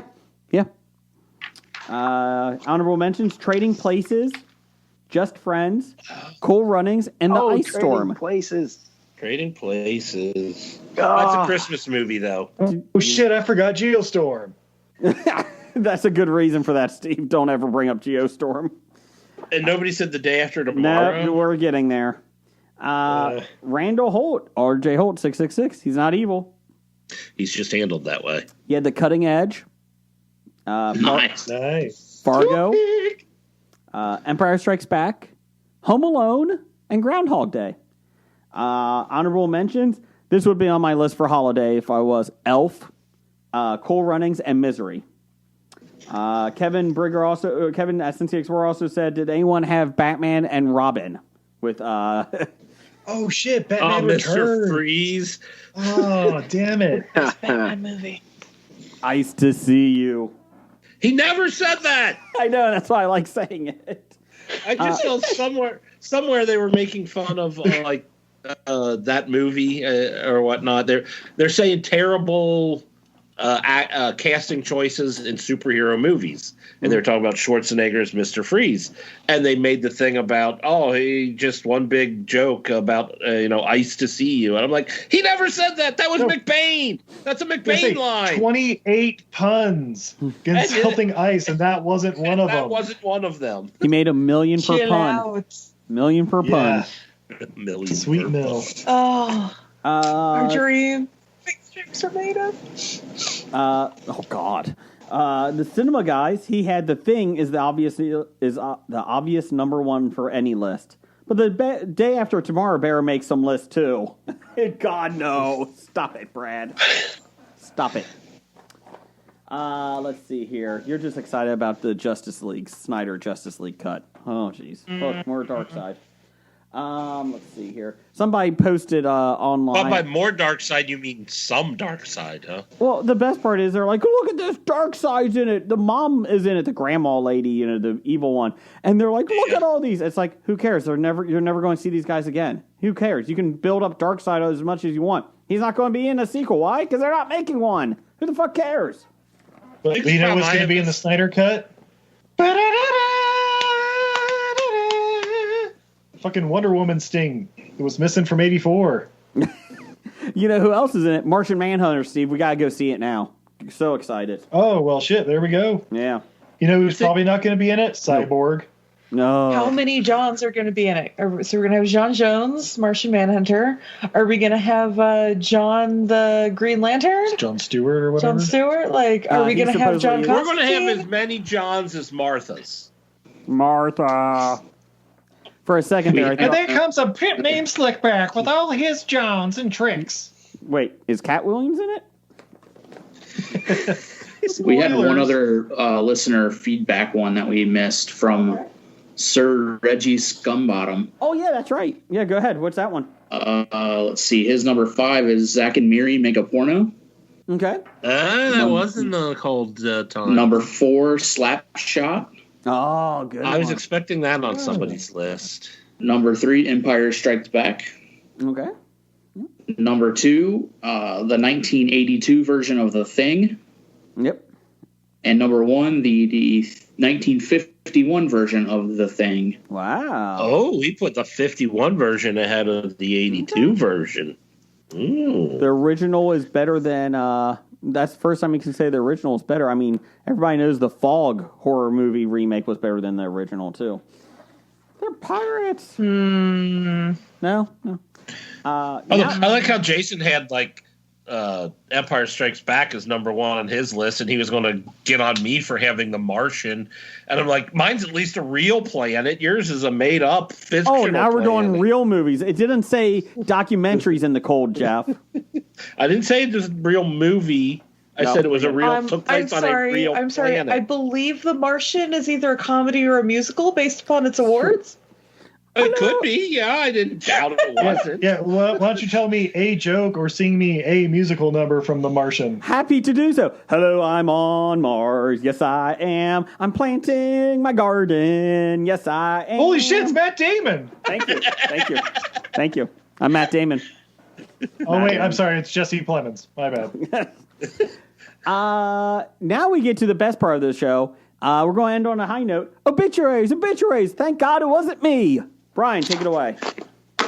All right. We had, let's see, we had Vincent Jackson, wide receiver from NFL, yeah. A really Ari good Gold. one. Yep. I don't know the guy from Entourage? No, I will get that for you. Apparently, I did not know who he was, but apparently he is an artist. Mm-hmm. And apparently the namesake of the guy from Entourage. Let's see. He was a trailblazing gay artist who sang backup vocals for Diana Ross and Cyndi Lauper. He was 47 years old. He was also... the World of Wonder, the production company behind RuPaul's Drag Race, worked closely with Gold on his collaborations with RuPaul. So, I love RuPaul's Drag Race. I did not expect to like that show as much as I did. I'm not gonna lie. Steve went into it begrudgingly, and about half an episode in, he was like, "All right, looking for ringtones." Good luck. Don't fuck it I up. believe he passed away from cancer. I believe it was cancer. So, okay. We had the world-renowned jazz pianist Chick Corea. Oh, I hadn't heard that. Didn't hear that one. Yeah. Okay. We also had Braden Smith. He was the 24-year-old Jeopardy five-time champion. Most recently, was on like the last episodes that Alex taped. Yep. Yeah, he was good. He passed away from complication from a surgery. Yep. Oh shit. Yeah. 24. And then Larry Flint. Oh, forgot about Larry Flint. Blake's idol. Larry Flint died? Yeah. Yeah. Just I thought he died like a decade ago. My wife said the same exact thing. She's like, he was shot and had he outlived his brother. I just hadn't, heard of him saying anything horrible in the last decade or so. And so I was like, oh, he must be dead. Okay. My wife's comment was, I really thought he was dead already. I was like, I know his brother was. So we would do. That was it. Everyone remembered his brother dying. Breath of silence. His brother in like Flint? You ruined the breath of silence, Steve. Now we have to do it all over again. Hey, some of us breathe now we gotta faster do it than again. Hey, I got one more to mention if we're done with the list. Yes. President and CEO of Marriott Hotels, Arne Sorensen. Yep. He passed away last night. Very sad. Leukemia, I believe, wasn't it? Yeah, he had a long battle with cancer. 67, I think. Sounds about right. Yeah, I think it was 67. So, okay, now we can do breath of silence. Okay. Bad idea of the week, 1018. This is inspired by Blake. Sorry. I was on mute. I was on mute for that breath of silence. Good job. But you were there in spirit, Blake. We had bad idea number 1012, interrupting Brian during his joke of the week. Don't do that. Don't do that. Bad idea. That is a bad idea. Once is fine. But not twice. Bears without ears. Blake, remember that. You can do it twice. Or once. Just once. Just once. Steve and Izzy, thanks for showing up. We appreciate it. We need to have you guys back more often. Yeah, thanks for having us. I wanted to have you back a couple weeks ago, and Jeff said no. I don't know why, but Jeff did. I'm sure he has reason. I said we only need a Coal Ranch update about once every 3 or 4 months. Ouch! No. I'm sure it was hey, I'd like to have Steve and Izzy back on the show. Who? That's like every 3 years in rat years. Oh my god! Yeah, he's damn near a teenager. By then he's going to be eaten by a bobcat. You know? Yeah, right? God willing. I mean, what? No, that's horrible. It's only going to be a week until Steve lets that bobcat in the house. Here's a buffet. Welcome to Golden Corral. I did tell him, the rule is if you're cold, they're cold. You got to bring them in. That's true. That is true. I don't know. That bobcat's about as potty trained as the rest of these assholes. Hey, our kitties are pretty good, except for the old man thinks Steve's pants are the best place to be. Except for spite peeing, which will get you thrown outside with a bobcat. That's what I'm saying. I say the same thing about my Hobie team here. Man, I wish somebody was potty trained here. Jeez. All right, who's the spite peer? Jim. He's going to be the first one to spite pee in that new studio when he gets in there. It's mine now. He's marking his territory. It's perfectly natural. If you got him castrated sooner, this wouldn't be a problem. His girlfriend said that too. My wife was like, I told my wife, I'm sorry, Jim has to move in with us. He peed in the studios. He claimed it as his own. He's got to move in. Marked his territory. Yep. Let's see here. Steve, Izzy, where can we find you guys at?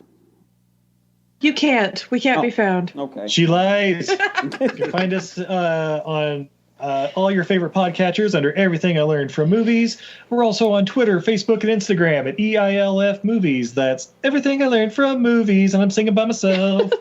Also, April 10th, we have Podcart Fest. Woo! Great guests, lots of fun. Check it out. Funko Steve, Pops. if people can find us, then we're going to be part of that 20% of influencers. Oh.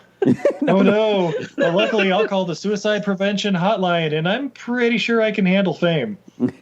I mean, if anybody in this house can. Come on, guys. Push me to the limit. Let me find out. Hey, Give me likes. you're gonna live forever. And also don't forget about untidyvenus.etsy.com. That's a goddess who's bad at housekeeping, and if you use the code HOBIEPOD, you save 15% on all the amazing art. And also the best part is I may be showing up on your show soon too, because we're going to. The rumor is that we're going to talk about the feel-good movie of the year, Passion of the Christ, around Easter time. That's right. Yeah. Coming up in April when we talk about Jesus movies, Passion of the Christ. Jeebus. It's going to be a laugh riot. Now, Jason, when you rewatch it, can you do me a favor and recount how many times he was whipped? Because I lost count. 274. Oh my God. Make it stop. Make it stop. If only they montaged it like they do in Rocky IV. God.